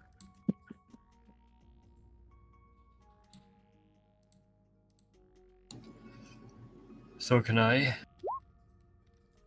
So a dumb question about that one. I'm not big into this plane things, but it's one of those. I don't think that can't get us back home, right? Like a plane can't be like the past. I don't think so. No, I believe a plane is kind of stacked vertically on top of each other. Time is linear and runs kind of horizontally. We can't go back in time with plane shift, but we can transfer ourselves from one point to another. Master Jared, didn't you mention something about plane shifting earlier, or transferring planes? Do you have knowledge of that? Am I correct in thinking this? I only know of it from like being taught about it. Other than that, I've no experience and frankly no desire to learn more. Fair enough. I don't know much about it, so if anybody feels comfortable, at least holding on to it if we should need to utilize it. I suppose I can hold on to it unless Aegis you wanted to. I already have about 6 of these scrolls. I don't want to hog anything. To be fair, there was 2 Well- spellbooks worth, so we had a lot. I mean, here you are saying that you have 6 and not wanting to hog them. I've got 6 of them myself. Oh, okay. Maybe you should flip I a guess coin. I'll hold. Yeah, well, yeah. Hey, flip a let's coin. do that. Okay, here you go. Yeah. And I'll take one of the platinum pieces out and I'll hand it. All right, flip it. Let's say 50-50, obviously. So who calls heads? Who calls tails? You know what, Marcus? Hmm? Who's heads and who's tails? Master Tempest is heads, Master Aegis your tails, and that has nothing to do with your height. Fair. So 50-50 shot? You're gonna just roll percentiles? Aegis roll percentiles? So what's 50 then? 50. So 51 to 100 is Tails. Is tails? 51 to 100 will be tails. 1 to 1 of 50 is heads. Okay. So low as heads, high as tails, basically. Correct.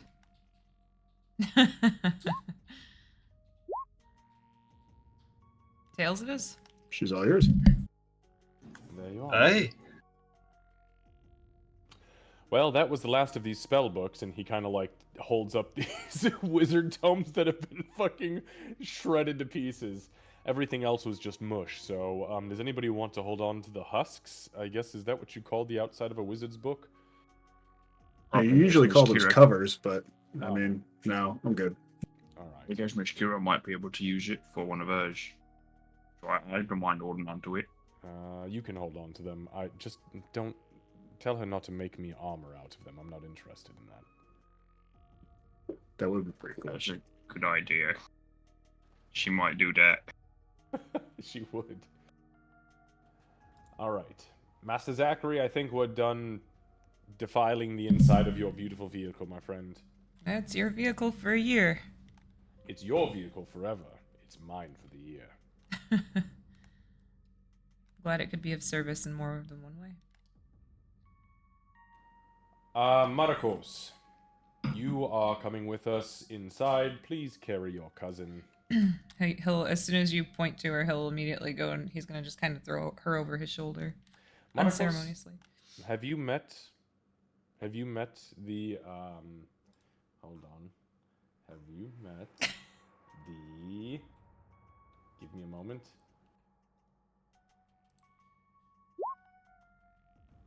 He is called the oh fuck, why didn't I highlight it with a color? Clairvoyant. Is it the clairvoyant? Is that what the name of the one Illithid was, the specialty Yeah. Illithid? I believe that's what we call them. My notes are just all fucked up. Yes, the clairvoyant. Have you met a clairvoyant before? It was brief. I did see him, but I did not speak with him. When you began your training, who did you meet with? Have you met the Elder Brain? So I didn't meet it in person, but I saw its form, yes. Fair enough. At the beginning of my training. Ah, no, the main Illithid is called the Prophet, not the The Clairvoyant. Prophet, yes, the Prophet. Prophet. There we go. I'm going to highlight it now that I've found it in my brain. Wonderful. And you would know that the other two that were in there that were working on the pool were the clairvoyants. Kevin. Gotcha. Okay.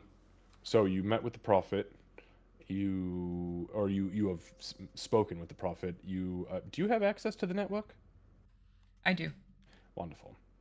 Okay. So I just wanted to make sure that you weren't. You've met the intellect of Auras.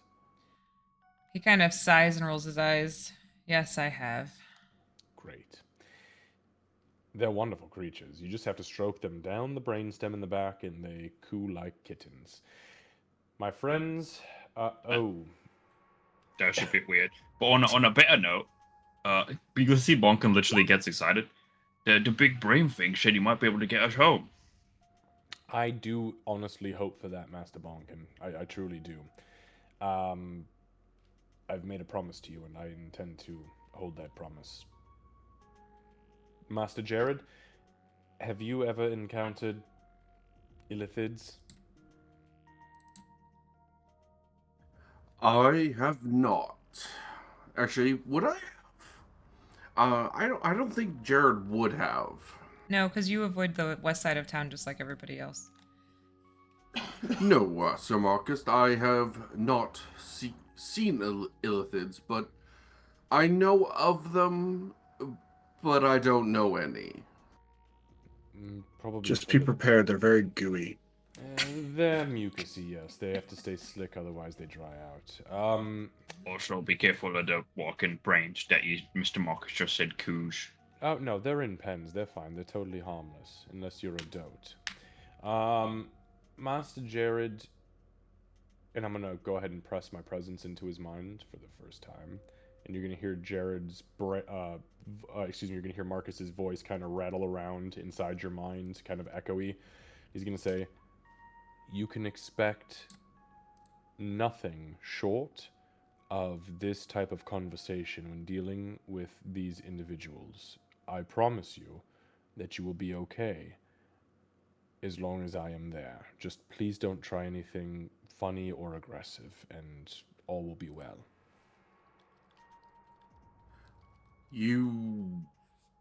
That's how they speak? Interesting. Yeah, he'll speak out loud now and go, that is exactly how they communicate, and I just wanted to make sure you were forewarned. Oh, you did the brain greatly- thing. Yeah, it's weird. Yes, it is different. And if I had heard another voice in my mind, I probably would have given a different reaction. Yeah. Like running away. Take too much away from you. So as long as it won't take too much away from It took a little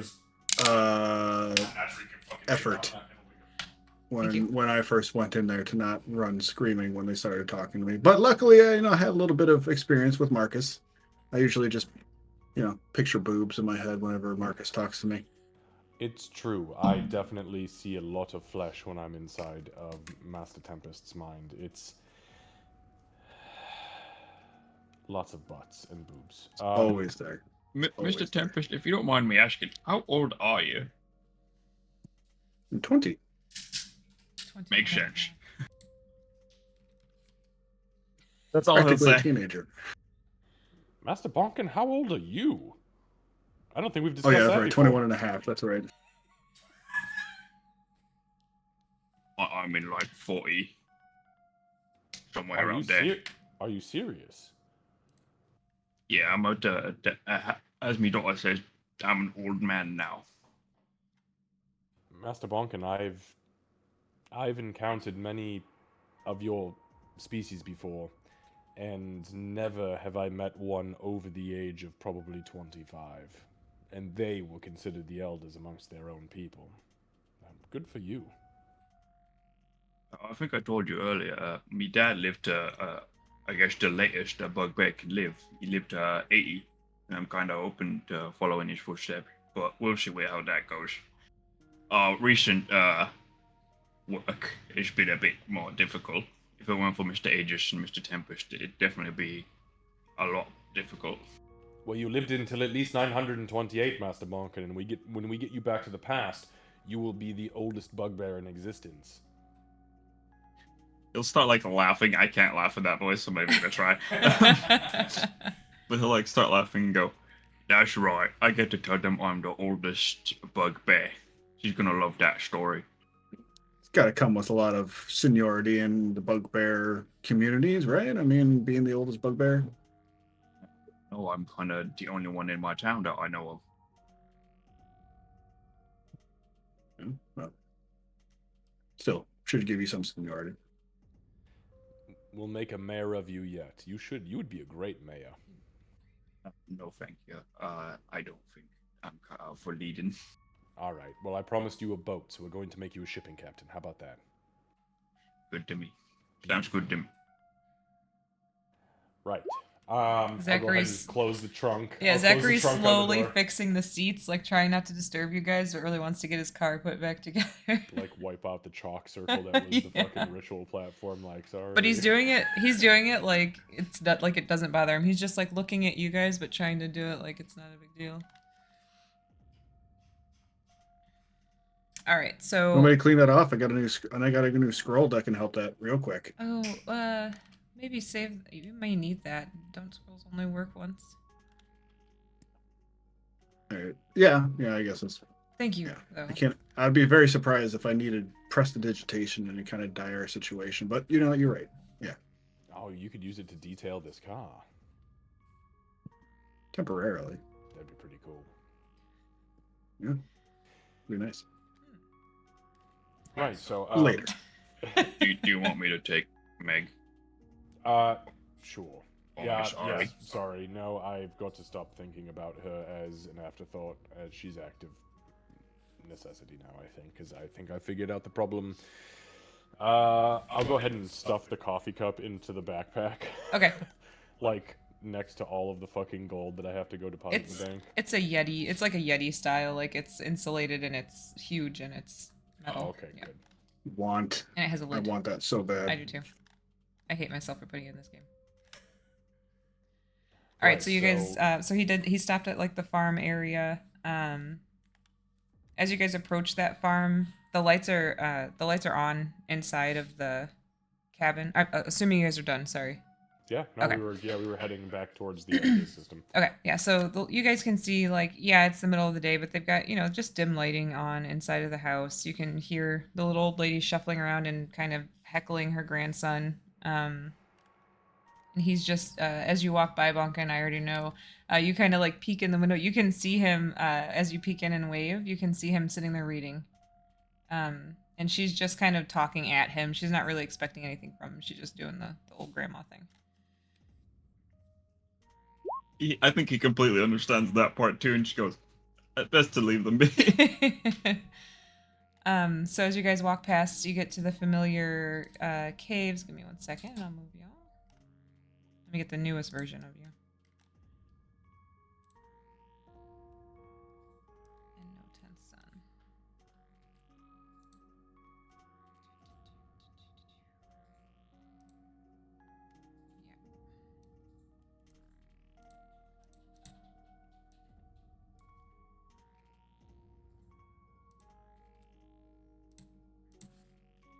Okay, sorry, I was getting rid of the 10th son in Meg's body because I thought it'd be a little weird.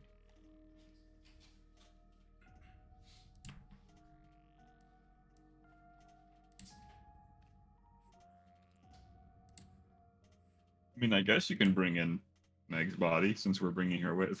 That's true. All right.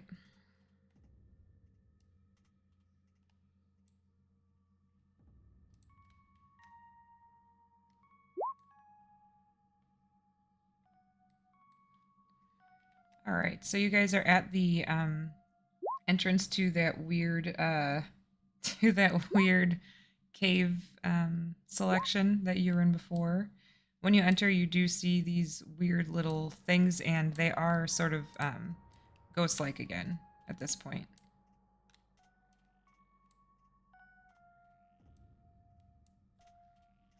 You guys can change your marching order if you want.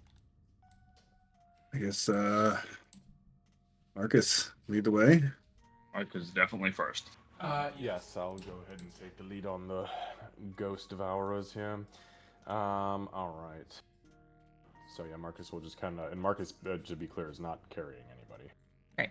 He's making Marcos carry his cousin. And, Yep. as we begin to kind of like move, Marcus is gonna stop at the pen to the right, where he'd gotten the info from the devourer, and he's gonna press into its brain, into its body, I guess. Itself. Into its being, and he's going to say, "You don't need to hide from us. It's me, and I come with your 9th son, as well as the one carrying the parasite. So it's all right to show yourself." And even as you approached, as soon as you started to enter its being, its mind, whatever you want to call it, it did start to materialize. So again, I'm not going to go through and change all their colors, but it starts to materialize, and all of them do. You notice as Marcus approaches that. So Marcus will look over his shoulder at Jared. "These are intellect devourers," and I'll put my hand down to the devourer that I've been communing with, and just kind of like usher it over, kind of like give it like the little. Yeah, it'll kind of pop over to you. Again, it's sort of like a weird little puppy.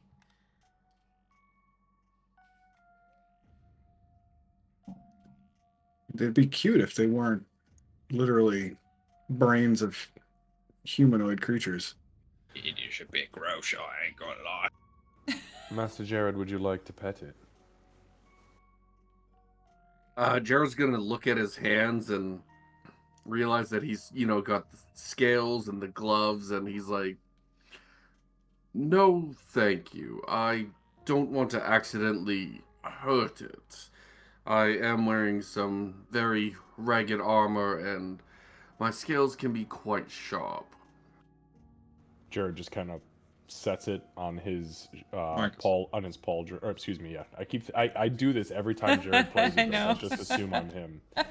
That's Marcus's middle name. It's Marcus Jared Cunha. So, I accept that. That sounds legit. That's canon now. So wait, does that mean Moricus gets Jared as his middle name too? Oh fuck Yes, yeah. but it's Gerard. Gerard. Moricus Gerard Cunha. Oh yes, I'm Gerard. Gerard. So he'll set the devourer on his shoulder, and he's just going to kind of confidently begin to walk with it and see if it sticks, if it hangs out. Yeah, it'll stay with you. Last time it led you, so it's kind of letting you do the work this time. Yeah.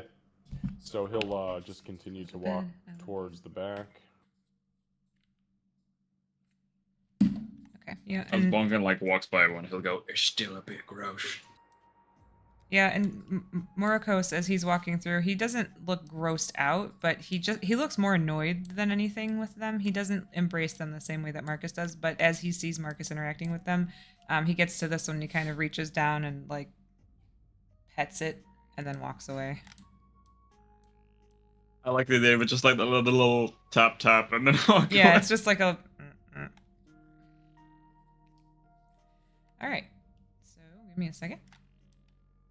I love this map because it makes you guys all bunch up. It makes my life so much easier. Well, except for Aegis, who's at the bottom right, but yeah. Oh yeah, This is like perfect for a lightning bolt. Fire, Oh no! fireball. 8d8. Come on, you. Psychic laser. Yes, please. I mean, all those Illithid cone effects. Guys, we'd be so fucked if we decided. Absolutely. I've had the encounter built just in case y'all get wild on me. It's very No, much thank built you. as a don't fight this, run away. Yeah, that's fair. No, thank you. All right, did we get everybody? I don't know in? how many Side note. times I've ran games where people were like, "Hey, I'm gonna fight these guys." Like, okay, here we go. All right, You let's roll some shouldn't. fucking dice and see how the night goes. On a All side right. note, I've lately looked into the catapult spell, which I had an interest in as Gray, but Gray didn't attack anything. And I was like, that's amazing. I want one. Catapult's I have a character that's kind of built around catapult, man. Just catapult towards the enemy, and then you got a real murder missile. That's pretty legit. Listen, Fastball we need to give the enemy a chance to win. It's not fair if we do that. Yeah, he's fine. No, his stomach was upset, so I just gave him Pepto. He's in bed now. All right, so Marcus will kind of take the lead as he's ushering Jared. He's really taking a lot of time to make sure that Jared. He keeps like looking back at Jared to make sure that he's not freaking out by all these crazy aberrations and monstrosities. Yeah, and as you guys walk through, you do see like there's more intellect devourers over here. There's these monstrosities. They're basically. I don't know if you were watching when I explained these before, Seru, but if you think about kind of like a beholder, it's similar to that, but it's less stalks and more tentacles. And then Yeah, I remember. Yeah, and then you've got it's just the visage of the elder brain up here. It's not the full thing. Okay. Like a giant spaghetti monster with an eyeball. Yeah. Just fucking nightmare fuel. Yeah. So Marcus will approach, and he will kind of address the congregation, I guess. I don't know what... I guess it's the pod at this point. Pod, It's not the full pod, but it's enough of them to demand respect. So with the intellect devour on his shoulder, he's kind of got a hand on it, and he says, Master Prophet, I would like to present to you, as I promised you in the early stages of our conversation, your ninth son. And he kind of motions towards Marikos. I have found this boy inside the guts of a cybernetic creature, the likes of which I'm not very familiar with, but he's alive, he is well. And more importantly, and he kind of lifts up the head of Ari and he says, I have your spawn. Did you say that out loud or did you connect? Oh no, that would have been immediate. Okay. Yeah, he will not talk these things out loud. So, he'll But he is gesturing, so people should be able to pick that up. So he'll look at you, and then he'll look out at everybody, and he'll first say to you, Marcus, in your mind, "Thank you," and then to everybody else, you all will hear, "And thank your companions as well." He'll approach.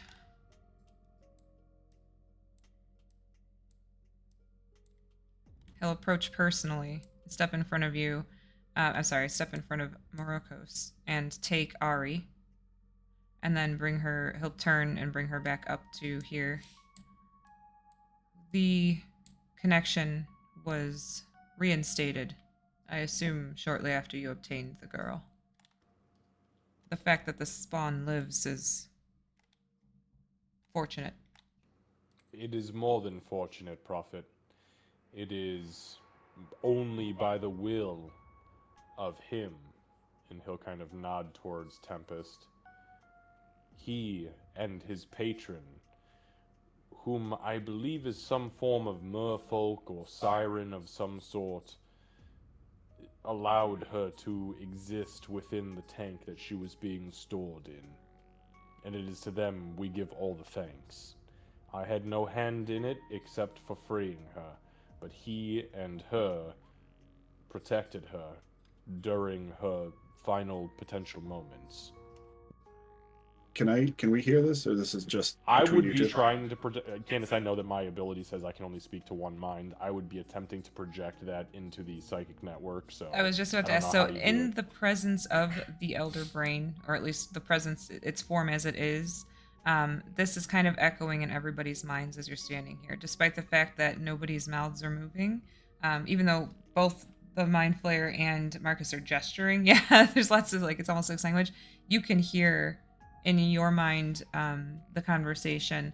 You do not, for the record, hear the little shits over here because you do not want to be listening to all their nonsense. No, this one on my shoulder's like a fucking parrot. The prophet will turn to Tempest and he will say, "Thank you, and thank your patron. I don't know why she interfered, but we are grateful." So, if Tempest will respond, he'll try to subdue out of respect any kind of boobs or butts in his mind for a moment. Okay.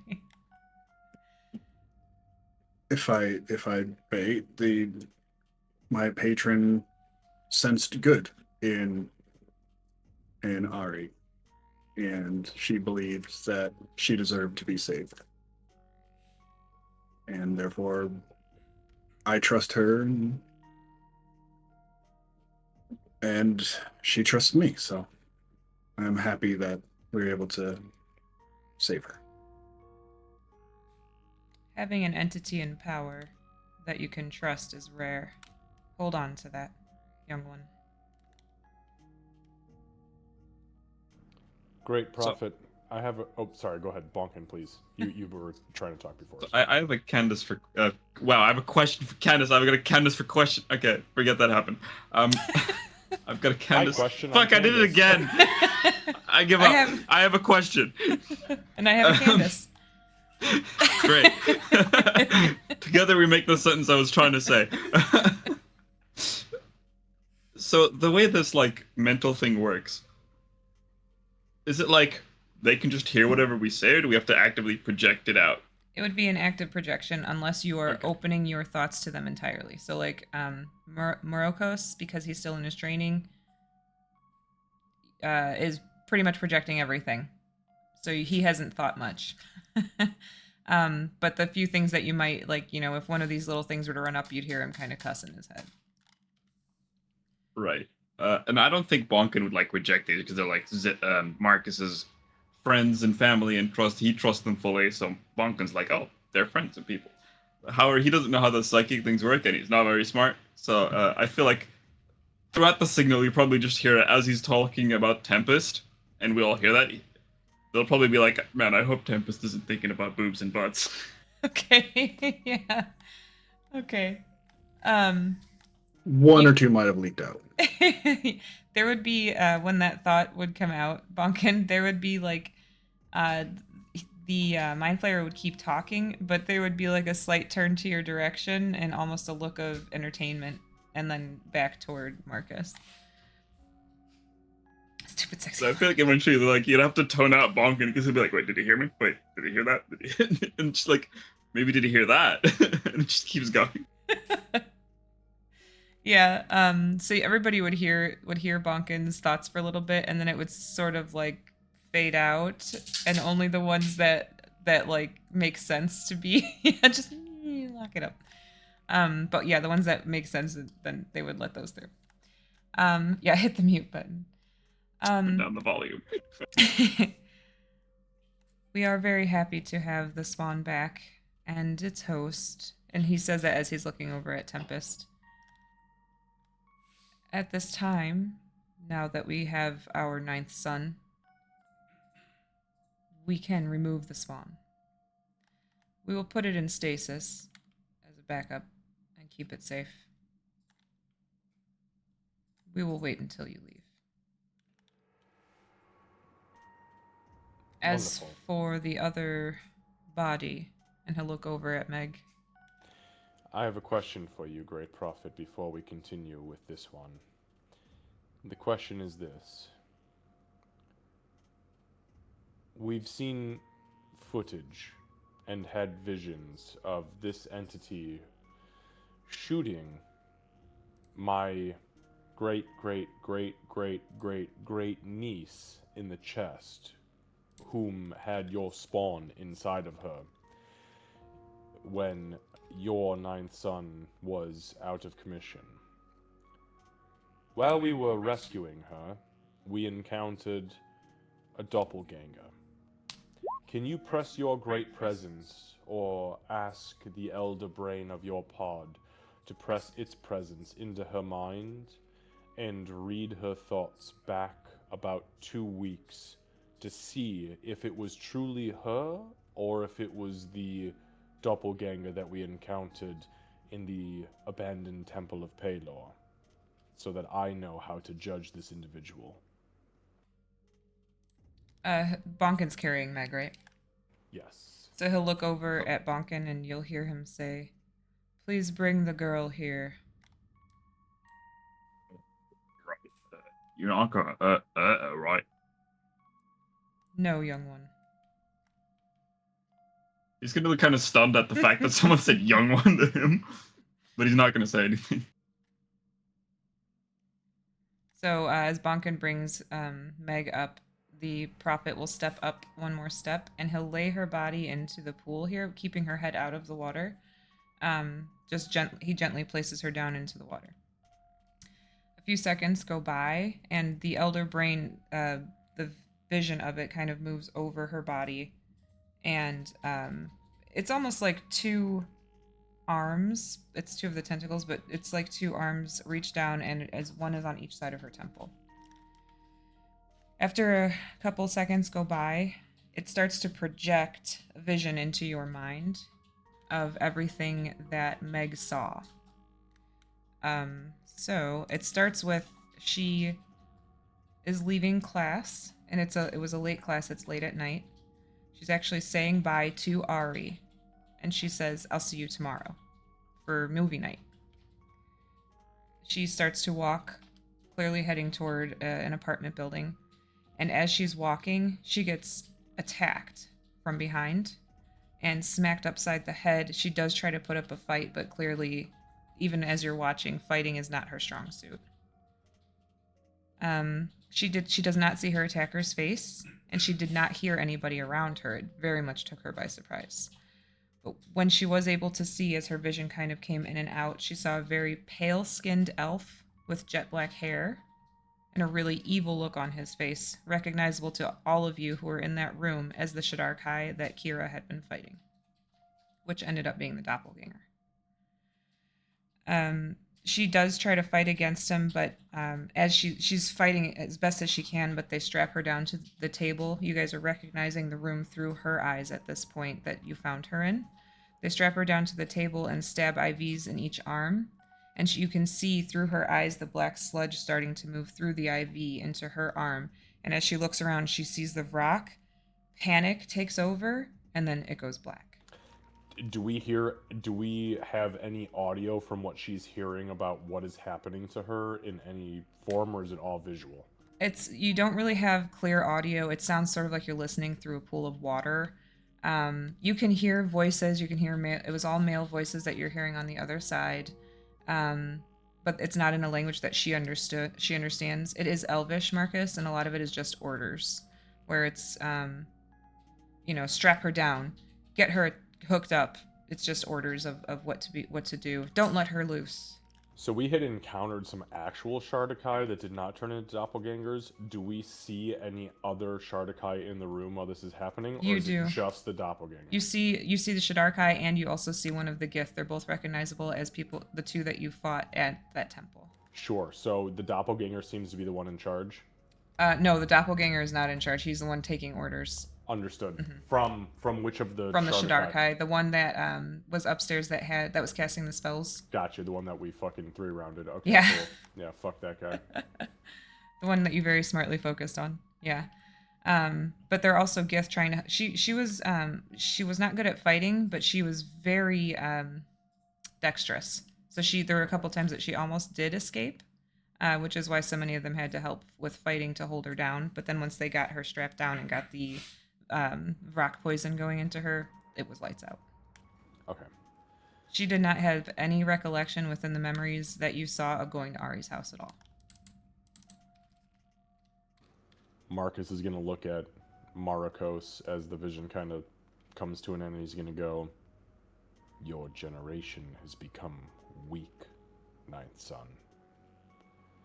You allowed yourself to be captured, and your cousin, who has no claim to the throne, took up friendship with those who are weak of will and physical capability.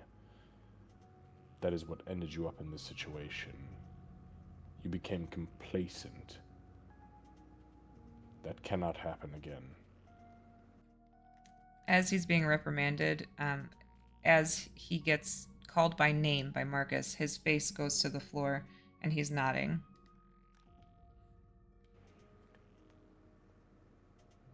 Marcus will look back up at the prophet. "Thank you for the vision."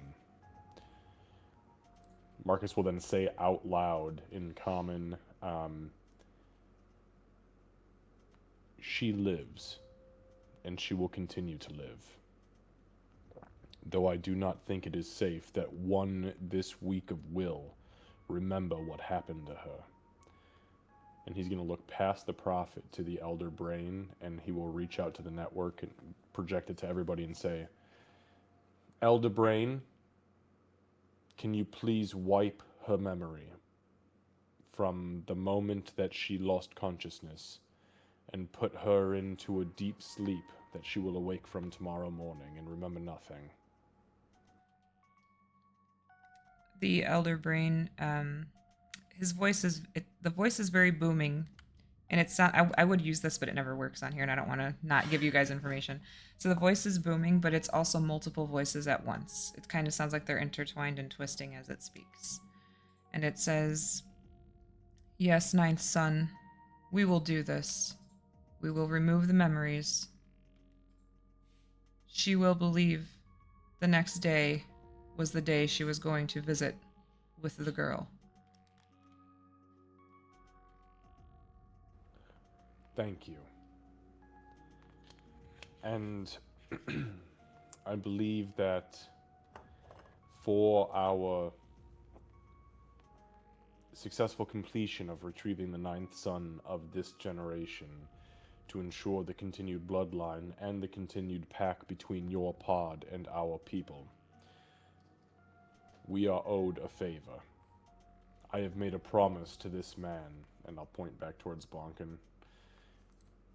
I have made a promise to get him home to his kin, and you've led us to believe that you are capable of transporting us, translocating us through time and space to get him home. If I am to travel with him, so be it. But I'd like to request that you honor your end of our bargain and get him and whoever needs to be with him home to ensure this timeline exists as is. And everybody will hear the Elder Brain's voice again. Yes, ninth son. The solution has already been found. Marcus looks back at Bonkin and gives him this huge smile, and he says out loud, I told you I'd get you home. But know this. Fuck. Marcus turns around towards the brain. While the item has been found, power sources are required. Are you willing to locate them? Take me. Utilize my psyche as a power source if need be. Could that I would you would be returned now. Fair enough. What power sources do you require? There are 5. Fuck! He says out loud. Dash it all. The locations are known, but they will not be easy to obtain.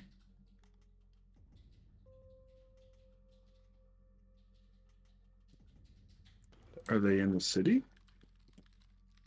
Most are in the city, yes.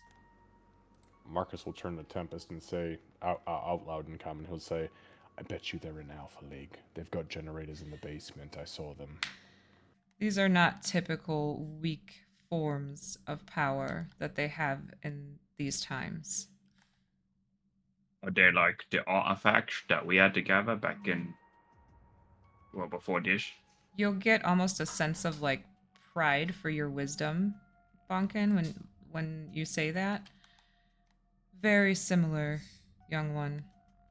Very specific. One is the... Damn it, Rose. One is the Chronos Shard. It is located in a vault within the underground. Elderbrain. Do you mean the Underdark, another plane of existence, or actually in the underground? The underground network where thieves and murderers and villains reside.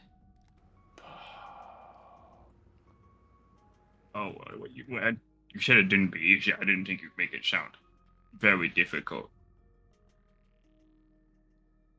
Great Elderbrain, I have made promises to not execute.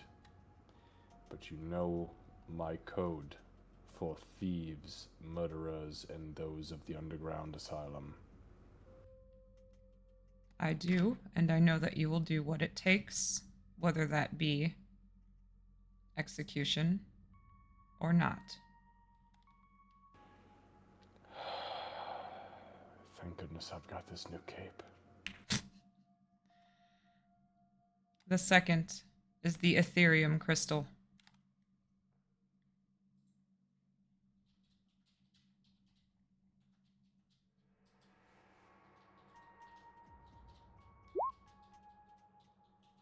And where is it? Again, underground, but not in the underground. It is in an abandoned subway tunnel. Beware. There is a rogue pod that resides there. Wonderful. You mean pod as in rogue illithid? Yes. Yes. Oh, I that was was really hoping you're creepy. going to say rogue pod of, I Dolphins. don't know, whale.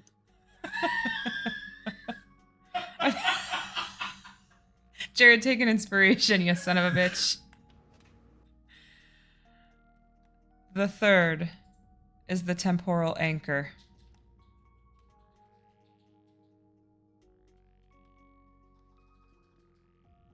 Ninth son, this is where you will need to practice more control. Say it again, a temporal anchor. Temporal anchor.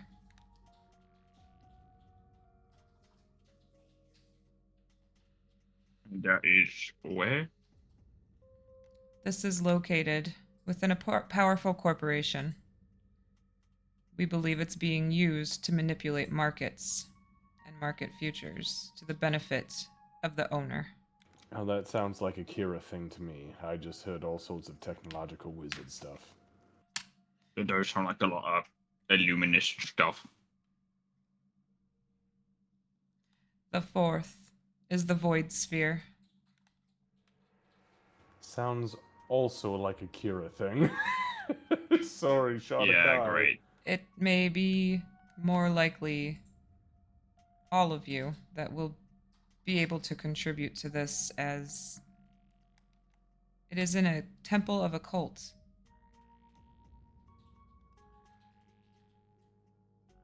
They worship an ancient entity that even we are not familiar with. I'm sorry. Say that. Say the last one again. I apologize. The void sphere. Within a cult's temple that worships a very ancient eldritch entity.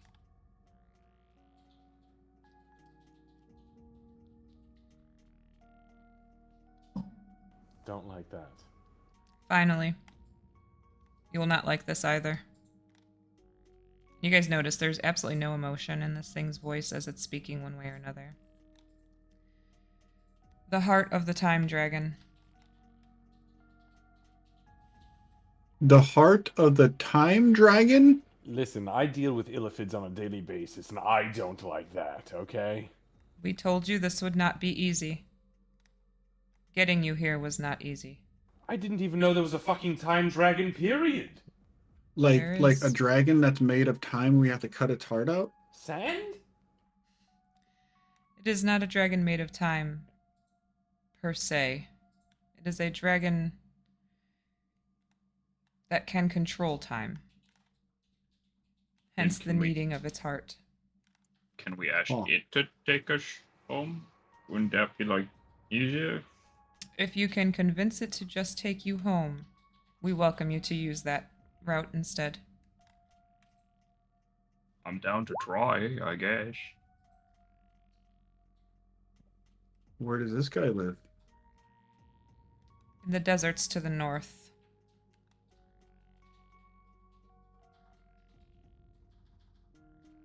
It's a very untraversed land. Be sure to bring Wait. plenty of water and food. Like it's difficult to traverse, or just people just don't go there? People do not go there. We suspect because a dragon lives there.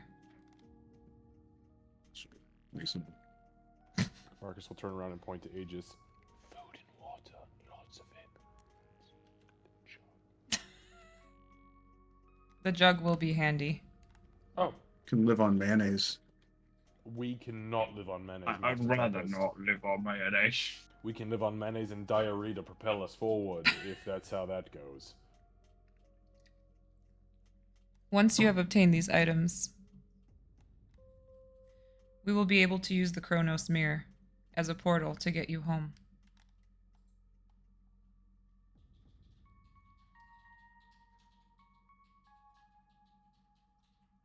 All of you will be able to go. All of you will not be required to go. That is a very particular and specific thing for us to note. Because I have a sneaking suspicion there may be some of us who may not want to leave this place or this time. Looks like it, Miss Kira, but maybe by then some more of us. Ninth Son, Yes, should you die while on this task, I will not die. should you die while on this task, do not fear. The spawn has ensured your bloodline safety. As long as the spawn survives and remains in stasis, you may do as you please. Stay here or don't. Wonderful. I've had no fear this entire time, as my destiny was pre-written a millennia before my birth. Thank you, Prophet. Thank you, Elder Brain. You guys feel the overwhelming presence of the Elder Brain pull back as Marcus kind of, and not ends the conversation, but says thank you. But the Prophet is still standing there looking at you all. I have a question, Your Honors. Um, He's so cute. what happens to the time mirror? The what happens to the artifacts once we're taken back in time? Are they unusable again? Do you keep it or? Our research states that the power sources will be consumed once the mirror is activated. Should they not be consumed, we can keep them safe.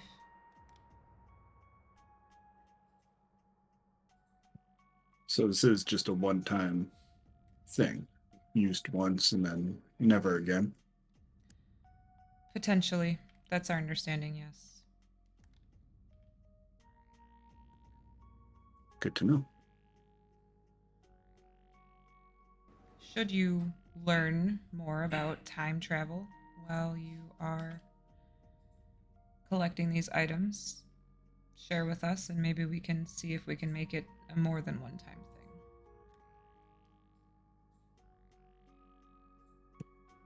Sure, a time dragon will have something to say about that. If it wishes to speak with you, yes.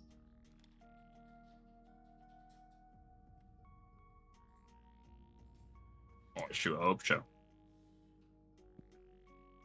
We will do Tempest everything. is really like wishing Kira was here with their Google knowledge to like, could you fucking Google time dragon real quick?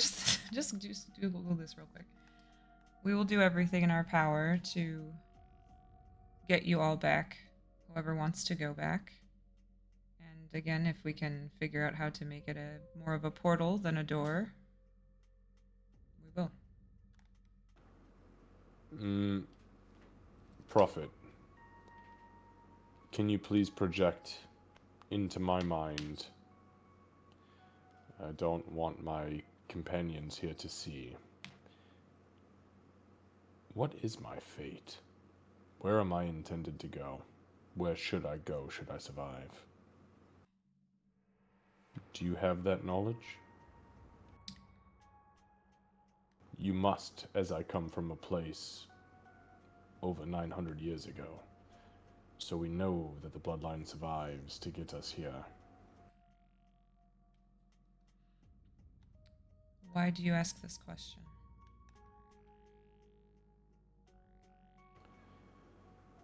I'm curious of what my new intention should be, what my new drive should be. I've brought you your ninth son. I've brought you his cousin. I've brought you her. He kind of points towards Meg, who has nothing to do with this. We've held up our end of the bargain, and we intend on questing forward to get ourselves sent back in time. But my companions here, they have things left undone, and I'm curious to know what exactly my purpose is at this point, besides that, besides the pieces of time. Did you feel that your mission was complete prior to being sent here? My mission is not complete until the day I die. So say it the Ninth Sons. He kind of nods. Continue to lead, Marcus. That is how your name is known. Through your bloodline. You lead in this time. You lead in previous times. And should we figure out how to allow you to go from time to time, you may lead in future times. Excellent. Thank you, Prophet. One more request from you before we depart. To whom did this entity belong before it was one of the pod?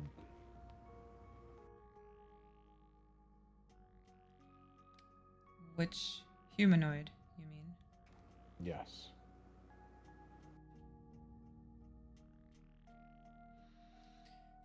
A historian. Belonged to a historian who willingly gave himself to the pod. I am not one of the pod, though I bear your genetics, as we both know. And this one has taken a particular liking, I believe, to me, as I am one who does not fear it.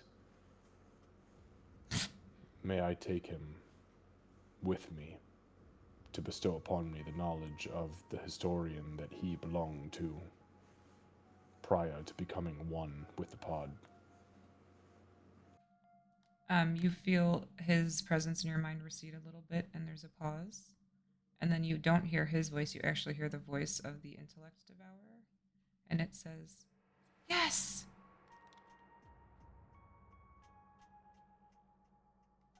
Excellent. This is going to make a lot of people very uncomfortable. It already has.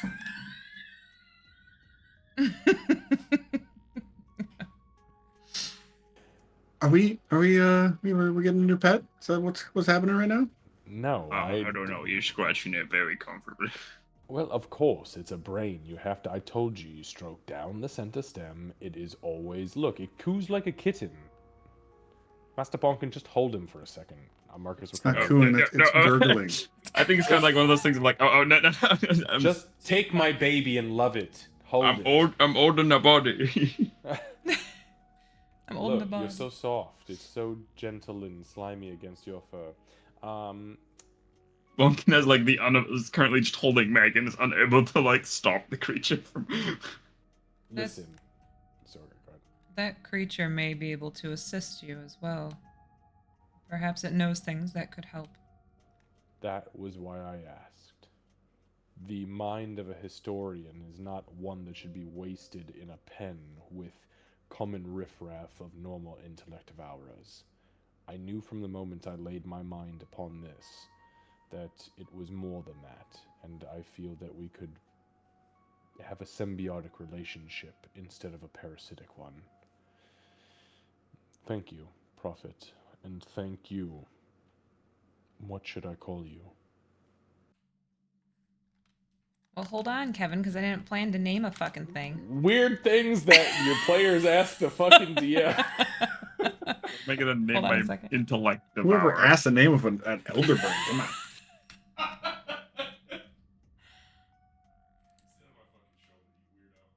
See, that's the thing, is I would have been the one as a DM to joke and just go, his name is Kevin. Well, now I have a whole thing I gotta write for this, so I want to give it a good name. Hold on. Oh, so Kevin's not a good name. You Okay. heard. No, Wow. I got you. Hey, Kevin now. Shots fired. wait, Heard here Kevin is a first. human name, and if I named the thing Kevin, he would not let me live it down. Hold on a second. It's okay. Call If him you wanna- Dave, if you wanna then. give it to me offline. It's not a problem. Yeah, I'll give it to you. I'll give it to you That's after. fine. I don't But want- it gives I don't it want gives to you see a name that is elvish in nature. Elvish in nature. Yep. It's not Shardakai in nature. It is not 'Cause I will Shardakai, cut no. This thing in fucking No, half. it's not Shadar. Okay. Never mind. All right, friends, we're eating sashimi. Brain shimi. Yeah, I'll give you the actual name, but it's very clearly an elvish name.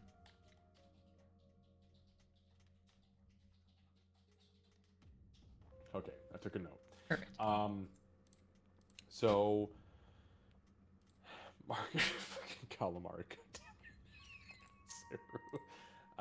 Marcus will turn around and he'll start talking out loud now. He'll say to Bonkin, I know that this adds more steps to our process, but I promised you, Master Bonkin, that I would get you home to your daughter. And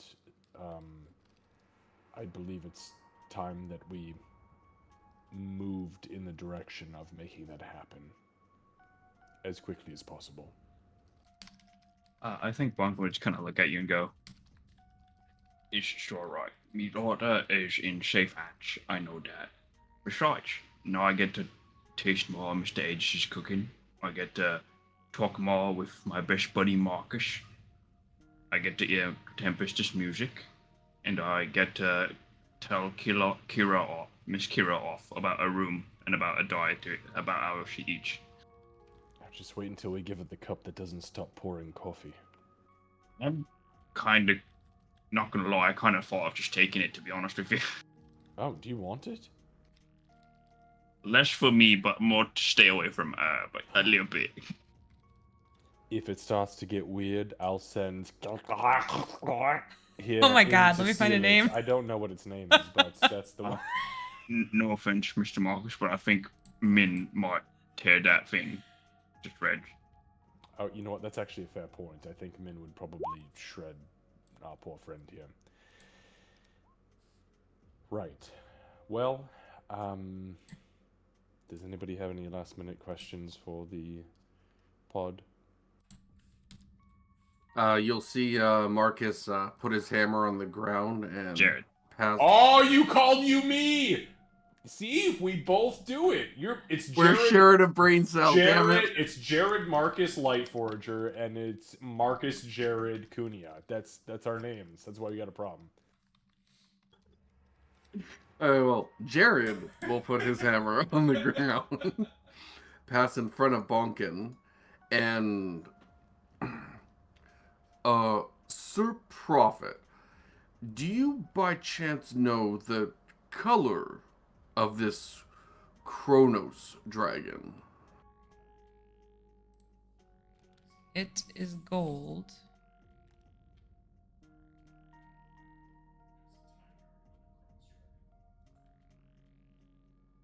Gold. Okay, thank you very much. You're welcome. Is this one going back with you as well? Master Jared is not from the past. I believe that his DNA would unravel from the inside out if we tried. He is born of the present. Understood. Master Jared? Am Is I that a understanding concern? that? Am I understanding that correctly? Tempest. I think yes. Well, to- Master Tempest, you are from the past, correct? So that's not a concern for you. Well, I'd never even thought that maybe somebody could unravel by going backward in time. Listen, this is the first time I've ever time traveled. I don't know what I'm doing, to be honest with you. Mistress Kira has made it seem a few times like she knows what she's talking about as far as time travel is concerned, so maybe we should just go ask her. Remaining here According would be to- more dangerous for you than going back to your time, I believe, simply because of the difference in technologies. But Master Jared could come with us. If he did that, He would implode? I don't know that he would implode, but it could change things here drastically. Oh. Time continuum. Or the lack thereof. Hiccup. We called them notches when we studied time travel. I've never time traveled. That was not within my generation's necessity. Well, I guess it technically is, but it wasn't up until it was. As most of your necessities end up being.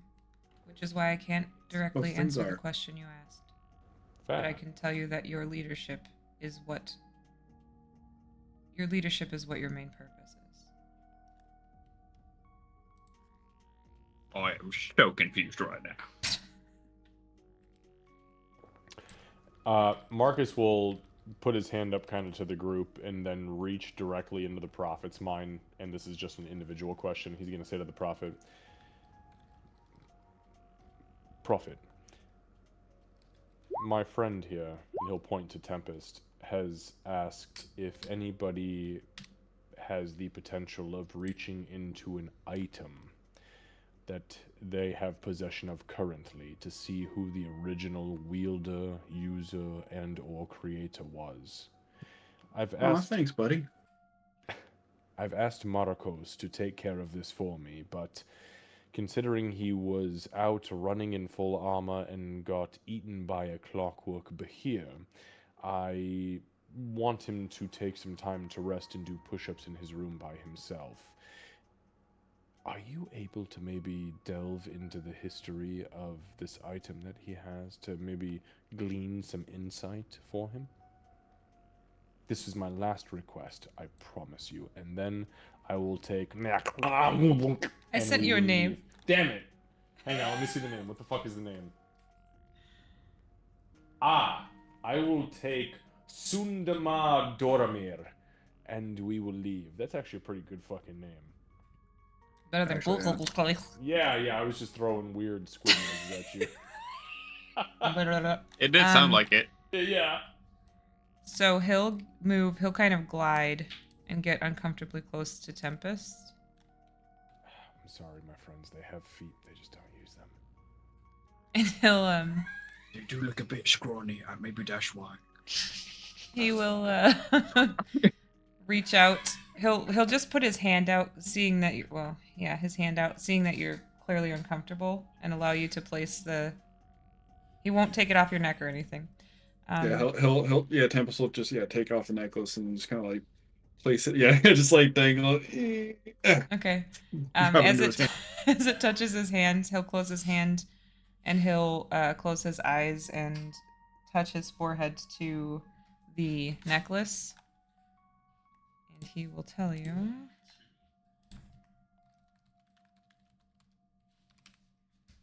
He's clearly focusing on it while I'm. Thank you. He's clearly focusing while I find another name. One moment. It's not Sundamar, don't worry. The spell requires a concentration check mid-cast. Yeah, right. Yeah.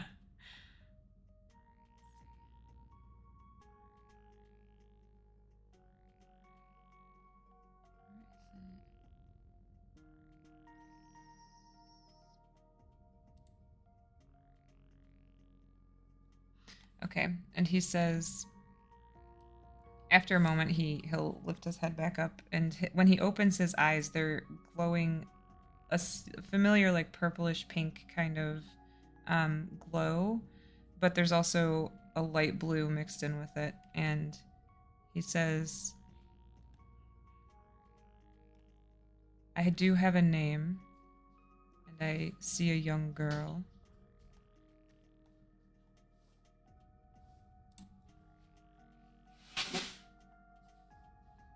She was given this by her father. The girl's name, Sirlath Fostrad. I'll type it. Thank you. I was gonna start typing out. I'm like, I have no idea. Not even close. I started. Wasn't anywhere near that either. I had the second half right. It was just the CIR I did not have. She abandoned the necklace? Yeah, I understood she threw it into the water.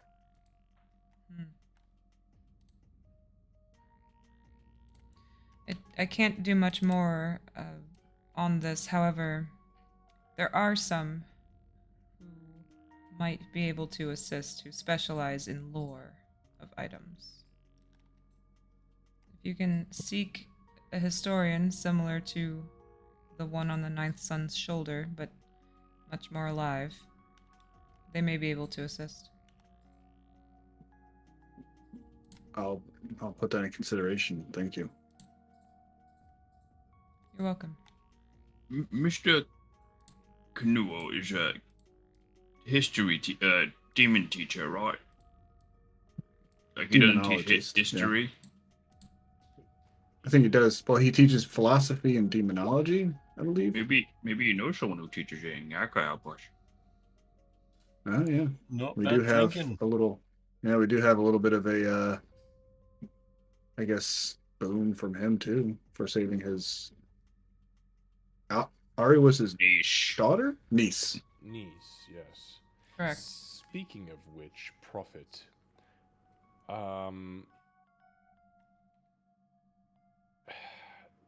how are we going to resolve the situation with Ari and her specimen?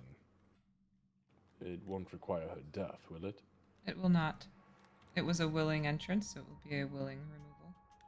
Understood. Wonderful. And as far as Dr. Kunia is concerned, do we have Clan Streetmost to fear currently in this present day? Will I have to encounter them again? Do you have a bead on their location, their hideout, wherever they may be? Is there somewhere I can hunt them down so that he can take his rightful name back? We can try to seek them out, but they have us blocked. They do still exist, which is why we live in this cave. They are a big part of why we were feared, we believe. And Moroka's kind of ninth son, if I may. Mm. The reason that I've encountered the pod in the past is because I just personally believe that the Kunya and Streetmost clan fighting, we believe that somebody else was involved to cause that problem in the first place. Somebody else put the bug in Streetmost's ear to get them to come after our clan. Well, of course they did, dear boy. It happened when our people were still in Avernus, meaning that we were dealing with devil councils, demons at the beck and call of the devil councils. Of course it was somebody else. Yes, sir, but I have reason to believe now that it may have been, if not the person who sent you here, then perhaps someone who has to do with that person. Perhaps they're trying to get you out of that time to end the bloodline and your legacy. You mean Mayor Root? His eyes go wide and he looks over at Bonkin and then back at Marakus. Do you know of an avian fellow by the name of Meru? And then I'll project the image of Meru into his mind. That's to Marakus. To Marakus. I don't, and I apologize as my research was just starting, but I believe that may be why I was attacked as well. Wonderful. You have a new task. Scrap anything I've told you before. I want you to work with the pod specifically. Find the location of the individual who may have planted this bug and see if we can't complete our contract.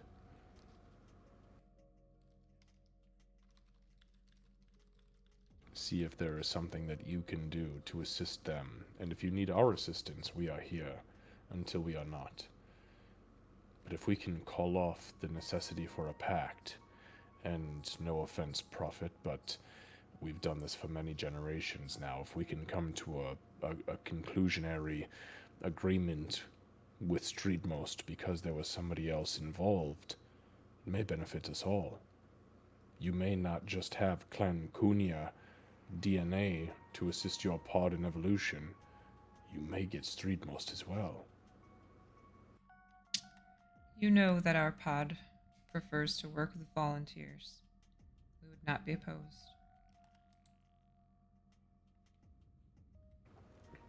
Marakus, this is your task. Help me, help us. It will only make your job easier in the future. It's no easy task to be Ninth Son. Yes, Ninth Son. Good boy. Now,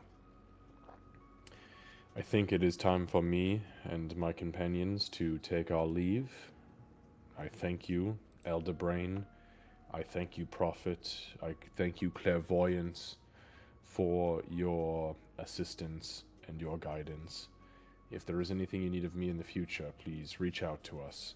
And I'm just going to project my phone number into their head. I know that's kind of like cheesy and cliche, but he does it. Marakus actually takes his phone out and puts it in there. Also, If anybody happens to know of somebody who's proficient in crafting weapons like this, and I'm gonna take one of the blades off, and I'm gonna spring the two scimitars out of one of the blades, but could maybe bring me something more Clan Cunha, and he's gonna pull out the flail that he took off the fucking the Shardakai. If you can make me something like this in this version, or if you know of anybody, please reach out to me. You already know what I'm going to say. Money's not an issue.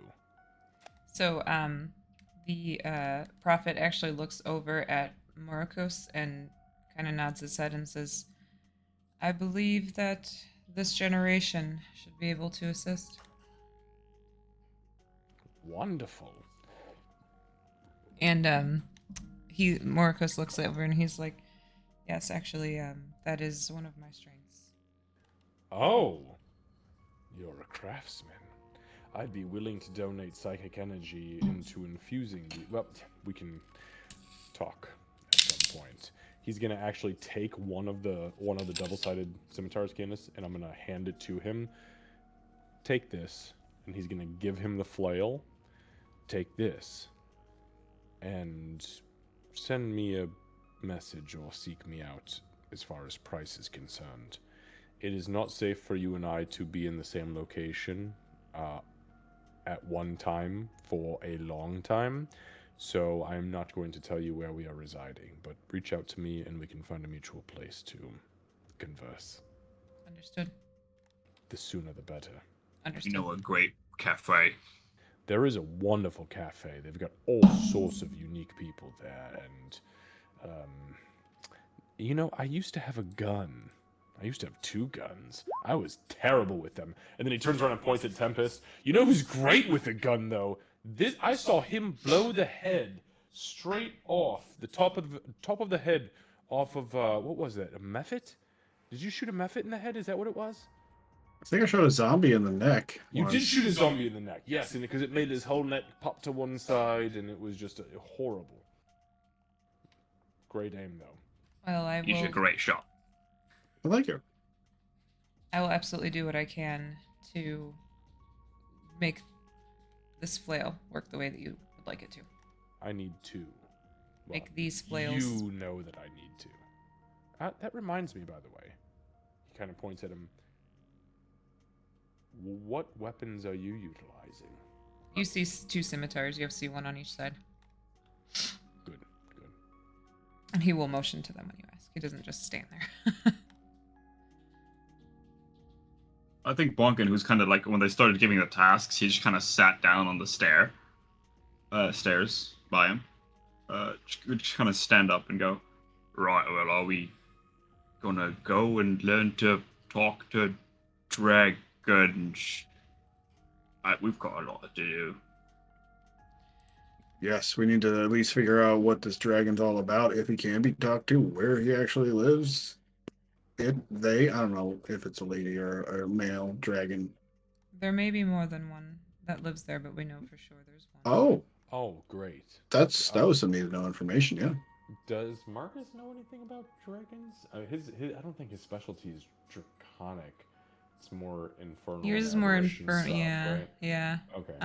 Just because he said it was gold, I was curious if he knew anything about. Yeah, I mean, dragons. if you want to give me a history check, I could tell you what you might know, but there's not gonna. It's not like you said. It's not your specialty. So. I'll throw it, but nah, it's a 9. Yeah, it was a pretty high DC. He doesn't know shit. Yeah. Okay. Gold dragon sounds interesting. It does. So I was looking through my character sheet, and I noticed that I can make weapons, armor, tools, and such. But there's a limit of 100 gold pieces per thing that I craft. Yeah. So Jared, with your experience with it, you know that with what Marcus is asking for, it's going to be pretty expensive. However, feel free to say something as your character if you'd like to Morikos. Yeah, I was just, doing it out of character, seeing maybe, if I could inject my character into it. Yeah. So, assuming that Jared would say something out loud about it. I think he'd stay, a little bit back, because I would have to imagine seeing the dual-bladed saber, the flail. I don't think a weapon that I could do for 100 gold would even be up to par. Right. It would be like the Wish version of the Wish version. That's the Sheen version. Yeah. So yeah, you are really good at what you do, which a big part of that is knowing what you can't do. So it's kind of like, okay, I'll keep my hands off of this one. Maybe keep it in the back of your mind in case the new ninth son isn't capable.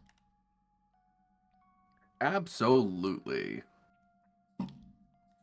All right. If there's more we can do, you know how to reach us. The network is open.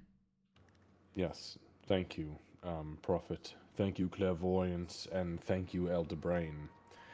Sundamar and I will go now with my companions.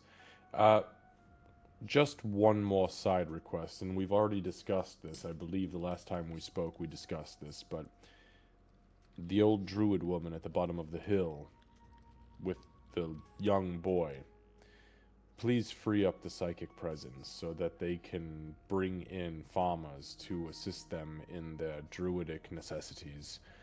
I don't think it's fair for them to live in squalor for your safety. If you, in any way, shape, or form, come under assault, we are literally less than 10 minutes away and are willing to come to your aid. I just don't want them to suffer because of me, you, or us. We can handle that. If we feel a threat, we'll be sure to let you know. Marcus, take a DM inspiration. I've already got one. All right. I'll hold on Take to a the good good one. one. I'm not taking the bad one. Now, fuck that. You always give me the bad one when you say it That's like not that. true. I've been giving him to Bonkin. Yeah. Marcus will look at Bonkin and just kind of nod, and he'll say, is that acceptable to you, Master Bonkin, if they allow people to come back into their area and assist them? I think it will help him a lot. Might free up some time for the boy to start his training. That's what I was thinking too, and the old woman, she needs a break. Regardless of her capability magically, she just needs to settle down a little bit. We've done good today, my friends. Yes. Sundamar? And he kind of holds the brain up and turns around, and he's going to just start to walk out. All right. Master Bonkin, I think you can leave Meg maybe over there somewhere. The pod will take care of her.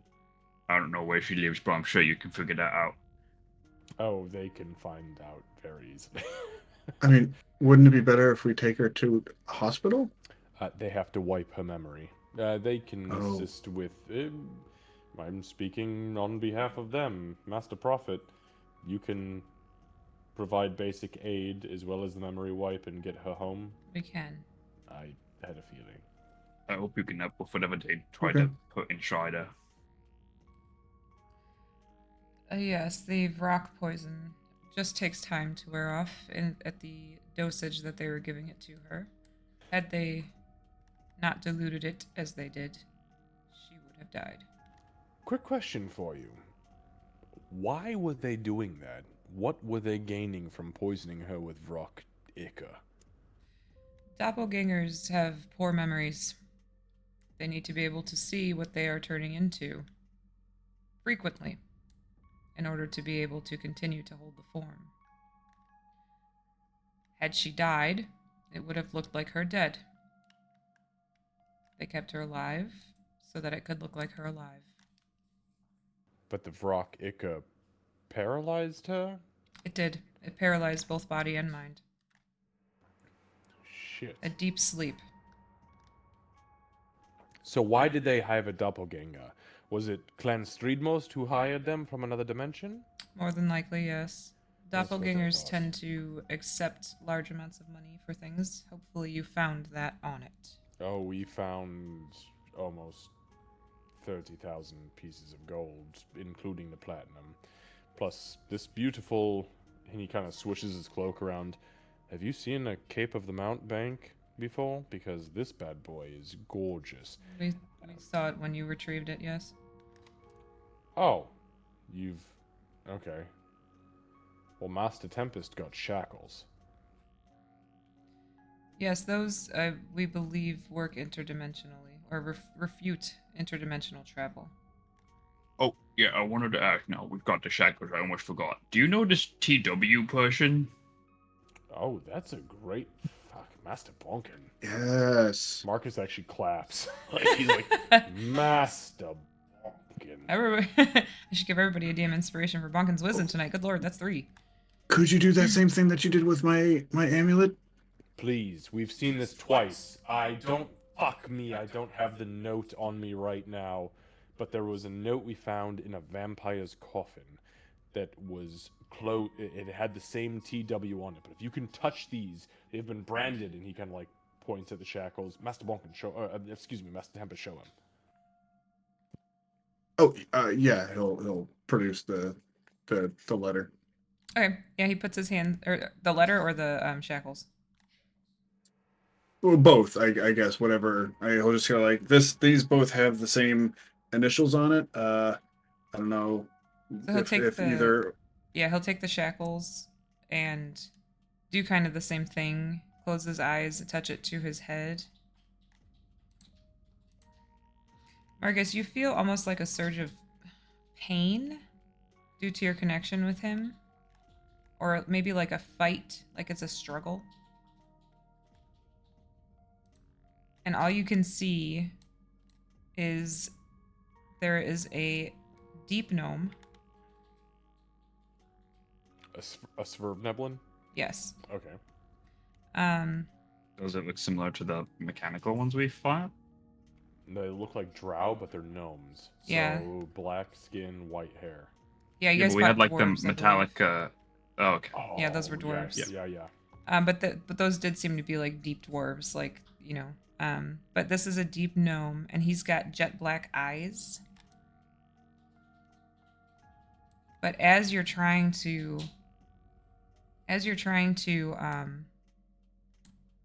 like hone in on him, like you can see that the Illithid is pulling your vision into it because he's struggling with it. It's I'll like fight with him. it's like there's a If barrier. he's having a tough time, I'll fight with him. Okay, go ahead and roll a d20, just a straight d20. Don't like that. Can Would I inspiration help? Oh, do I Yeah. have an inspiration actually? Can I roll my inspiration? Yeah. DM inspiration. Yeah. Just take the highest. We'll do an advantage here. All right. So there's the first one. Oh, that's not good. I'm giving you, Marcus, a bardic inspiration. All right. Oh, I rolled terrible twice. Hang on. So hold on. Oh, it was a nat fucking We are all connected right now, so if anybody Oh, wants to throw your if you have a DM inspiration or if you want to try to use an intelligence check, go ahead. Roll a d20. I'll use a I'm DM just inspiration. gonna finally use mine with my DM inspiration. Yeah, All right. I marked off my DM inspiration, by the way. Okay. So are we using our DM inspiration to roll, or can we use it to like roll twice? You can use it to roll twice and we'll just take advantage. Mm-hmm. And mine Oh, was rolling- Tempest. Oh, fuck. And I was also rolling with that bardic inspiration with 5. Does that work with his? Is it a 26 or is it? Yeah, so we'll take the highest. We'll take the highest, highest of everybody. total? Yeah. Okay. I don't If think you I guys can wanna beat that. So That's fine, yep. So we're at a 26. So Fuck. So it's kind of like, you know, you guys see that he starts struggling. Tempest, he's standing right in front of you. Marcus, you felt him pull you into it. Yeah, go ahead, Jared. Go ahead, Jared. You guys, you feel, you can see that Marcus is struggling. You can see that this guy's struggling right in front of you, Tempest. You kind of hone in. It almost feels like second nature to you to just jump in and try to help. And at first it's sort of like your vision's kind of going in and out as you're trying to look, and the gnome looks your direction and his black eyes are looking straight at you. And it's really creepy. The bottom of your stomach just totally drops for a second, like you just went on a roller coaster and went down. And he starts to kind of fight you and you feel it. And then Tempest, you put everything you have into it. Marcus, you put everything you have into it. And everybody, all of a sudden, it clears up just for a second, and you can see him standing there. And he looks at you, and you're pretty sure that you can see him his mouth form the words, "Oh shit." Then, as that happens, there is a I want to make sure I get the right thing.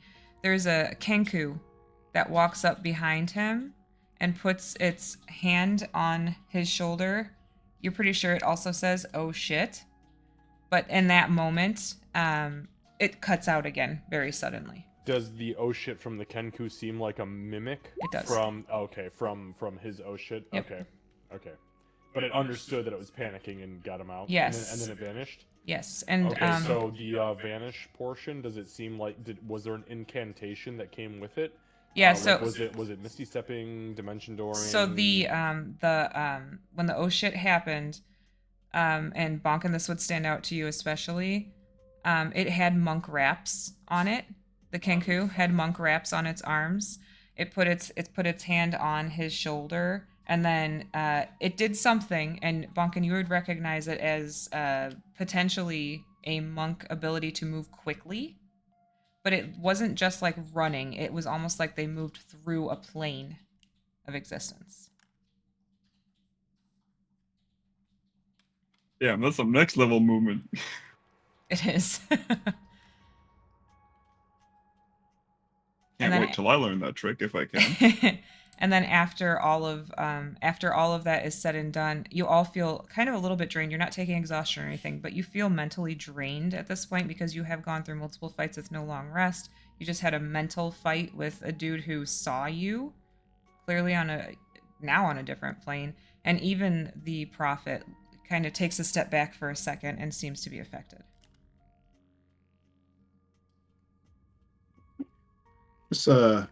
I felt like some powerful magic there, So, right? Candace, I've got a question. Because of my monk school, which is like the way of the astral self, I have like links to the astral plane. Would it feel like similar? Would it be like him going to the astral? Like, would I get that similar like connection feeling to like the astral plane? So give me a survival check, Bonkin, and do it at advantage.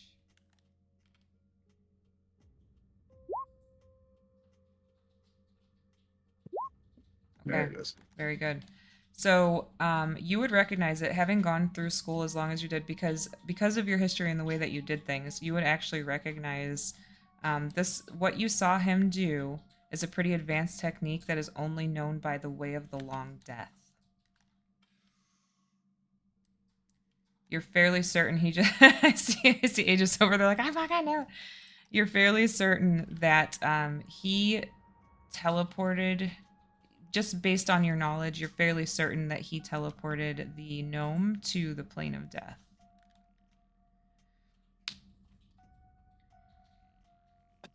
Then from bonking, you literally hear like a, oh shit. The same oh shit. Just everybody says "oh shit" all at the same time for different reasons. So yeah, the Illithid will stand, and he's actually holding his head, and he floats back over to here and actually sits like on this step. Well, TW is apparently a gnome with a Kenku monk. Wonderful. A very powerful Kenku monk. Very powerful gnome. I think he's the one in charge. And he's currently in the realm of death. What did you say? The Death technique, realm? the technique that the monk used. He's from a different school. Me master taught me about. He made sure he hammered it into my head. I'm pretty sure he's from the way of death, and he took the monk to the realm of death. The gnome. Will the gnome die there, or was it just another plane of existence? I'm be honest, he didn't explain that part. Fair enough. But I guess it's kind of like how I can get. I pull a part of myself from the so-called astral place. Marcus, not understanding planar travel too much, looks over to Jared, and actually to Aegis as well. You all understand the divine. Is there a plane of death that you can travel to and not die? Is this somewhere that is safe to travel for people who know how to traverse it? You mean Or is this religion just a checks if place you everybody? want. Sorry, Is go this just ahead. a place where everybody goes when they die? Sorry, I didn't hear what was needing to be rolled. Oh, for religion. Everyone? Whoever wants to try to answer that question.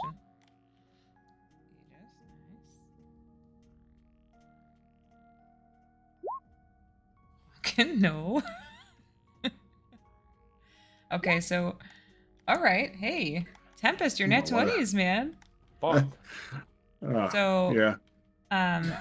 Aegis, Jared, and Tempest, your knowledge is coming again from your dad's books. He had so many books in his study that you would just kind of sit and read and go through. And some of it you're like, oh, that's nonsense. And this is one of those things where you thought, this is nonsense. There's no way that somebody can travel to the plane of death.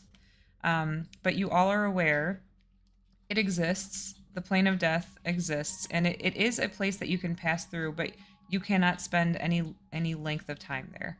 If you linger while you're there, oftentimes you'll be convinced to stay. It's not so much that it takes your life, but it convinces you to stay. So those who know how to traverse it properly, those who know how to get there and get out quickly, can use it kind of as a stepping stone in that oh shit moment. So it's sort of like, okay, I can get here and I can get back out in a different spot that I'm familiar with. So that is what you are with the 19, 22, and 21 that you rolled. Bonkin, you knew you didn't like fighting the way of the long death. That was what you knew. That was the main thing you knew about fighting them, because they were vicious fighters, and they Marcus almost reminds you of that, in that they're like, if this is my fate, then this is my fate.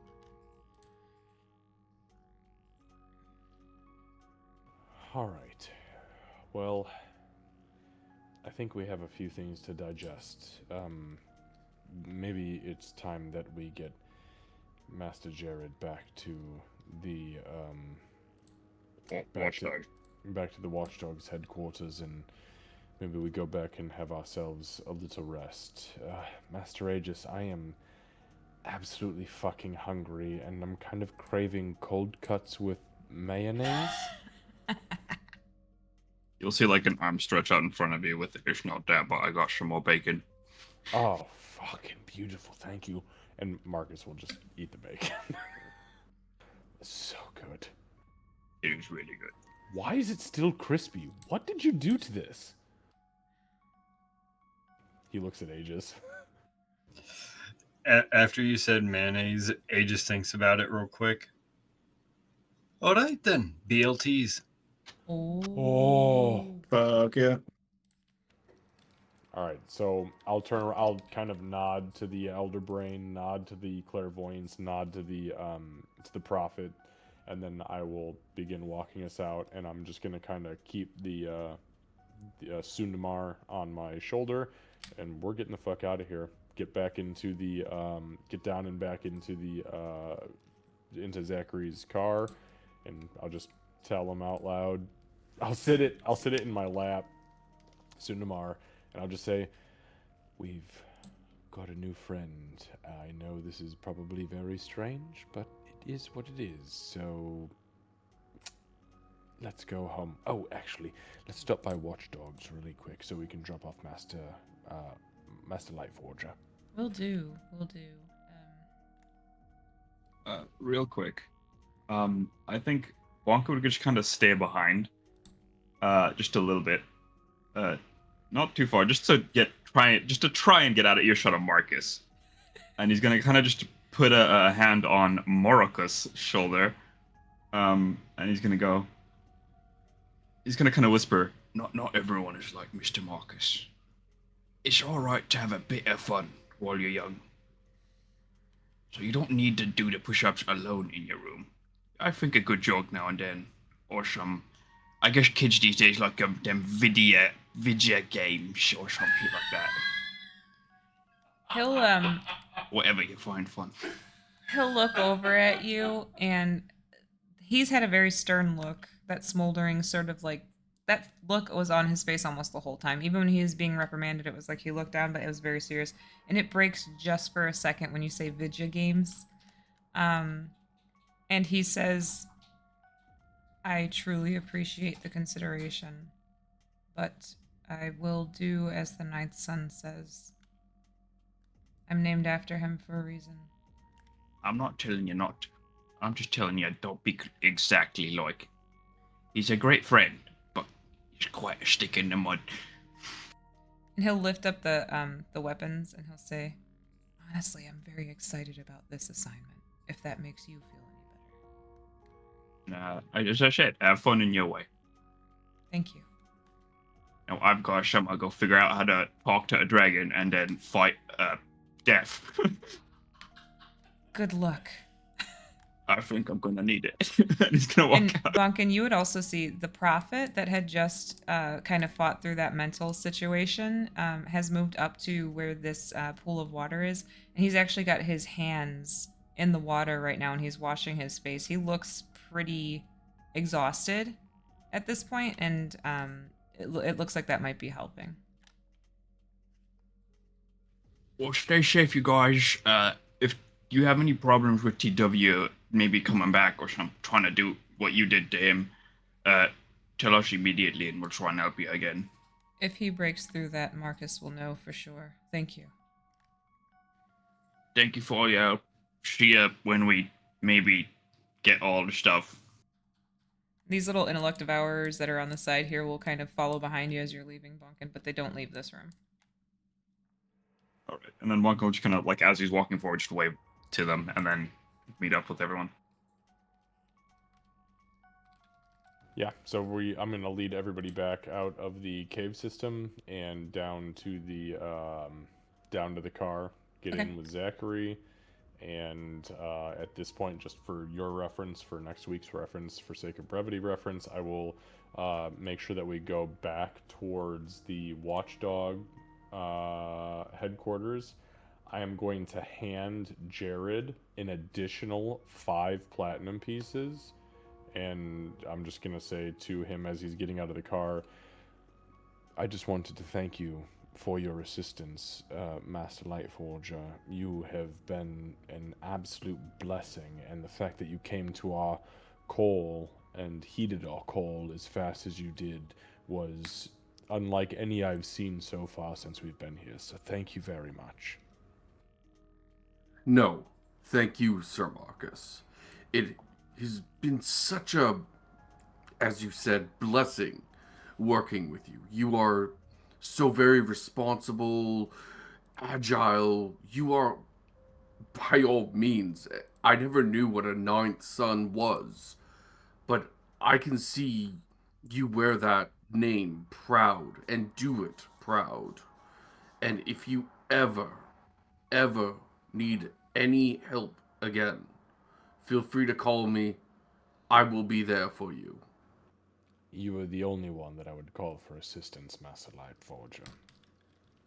Thank you. And Jared will do this with his fist, pat himself on the chest, and then put his hand on your shoulder. And he's not like gently putting it. You feel that hand like push your shoulder down. Oh no, the other one. Your You're other not getting anywhere shoulder, near the that one shit. without that. I was about to get your ass. I got your ass. And then just so I can appease the former DM, I will then go underneath and I'll like tickle like the underside of its brain. Give me an animal handling check real quick. Oh no. Oh. Animal handling or medicine? Oh. I'm going to roll my inspiration. Alright.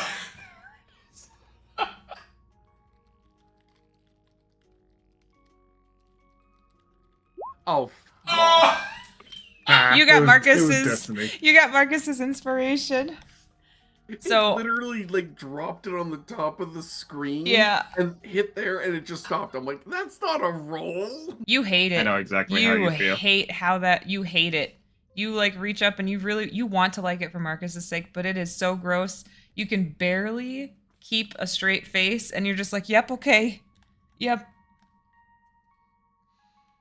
This is so enjoyable. I love this. Have a fantastic evening, Master Lightforger. You as well, Sir Marcus, Sir Bonkin, Sir Tempest. You all have a wonderful evening. As you as well, Sir Aegis. And is Thanks, Jared- Jared. Hey, you too. And sorry, that was 5 extra platinum pieces? Yeah, Yeah. And I took that out of my inventory. thank you. Put it As into Jared- yours, As Jared Jared. closes the door, Marcus is gonna whisper to Zachary, he meant to thank you as well, but he's just not quite, you know. No. You all have To had be a long fair, day. Yeah, I literally have 0 spell slots left, and the only reason I am up to my current health is because of Aegis's close wounds. Yeah, Zachary would look at Marcus and say, "You all look like you've had a long day. Know that I have thick skin. I appreciate the compliments, but it doesn't hurt my feelings if they don't come." Please get us home. I'm so tired. It's Okay. like not even noon. All right. It feels so heavy. And he So says, sleepy. he looks back and he says, Aegis, it's about lunchtime. Do you feel okay to cook? Mayonnaise. Think of some soup, mayonnaise soup. Let's do this. I mean, I've Ew! felt like I've been worse Sorry. before. You I need the could go- shackles for that. I've been worse before and still ended up cooking. Not sick, obviously, but I've been in worse condition. I could go ahead and cook. Excellent. And he kind of steps on it to get everybody home. All right. And then, yeah, my sake of brevity would just be getting us home and getting us inside. Excellent. Yeah, so we'll start out at Oathbearer's quarters next week. We will have Cat next week. Oh, what? What's up, Pumpkin? Will it be after a long rest, or do I have to wait one more session to roll the hit dice? Yeah, you'll have to. I mean, I'm assuming you guys will do a long rest, but let's wait till we actually do it because we're gonna have Kira, and who knows with Kira. So if she explodes something and you guys have to deal with that with no long rest, then you have to do that. Kira, why the fuck is the fire department here? We were only gone for an hour and a half. It was just a small fire. Don't worry. She Is that a good opened her Kira fuck impression? It was Min's fault. Well, see, what happened was I mixed the demon ichor when I meant to mix the ooze. I fucked around and I found out. And I fucked around and I found out. Yep, that's exactly how it ends, right there. Bitch, they were your sticky notes! All right. Accidentally this- spilled okay, energy now that we drink in get my a concoction. redemption, let's see if he's Good still thing I didn't open the coffee streaming. container. Oops. Next thing you know, we see a literal Red Bull just charging through the city. At Not Howie says Taco Bell only really. All Yeah, right. we're gonna need to stop that, aren't we? Okay, so we're gonna go raid late. There's just a shift. Kool-Aid man shaped hole in the wall. Thank you guys for hanging out. I know we went past 10. Oh no. Sorry we went But, past 10, everybody, but thank you for hanging out and playing still. I was really excited. No, that was a hell of Oh, a fucking man. roleplay session. That was a big one. Oh, hell yeah. A lot of I more. have more notes. I Oh, have two thank and a you, half pages Average. of notes. Thank you, Tug. I would Logan. also, Oh, average. Xavier, if you wouldn't mind DMing me, I missed on Thank you what so much. 2 So of we're those gonna go raid artifacts late might have shift been. Raymond. I'll send you the. I'll send He you is my actually whole playing Baldur's string of Gate notes. 3 right now. 10 so for, let's go thank take you. a look, see at what he's doing. And again, thank you everyone for letting me join yeah, in. thank you so much for being here, guys. and I we say will see you hopefully on not Tuesday as for a Crochet rude and way to Chill. say it, but hopefully I can be back soon. Yeah, so but we will see you guys. I am always See you happy to be Tuesday. here Thank you again. watching you guys be awesome playing D&D. Honestly, Saru, it's been. We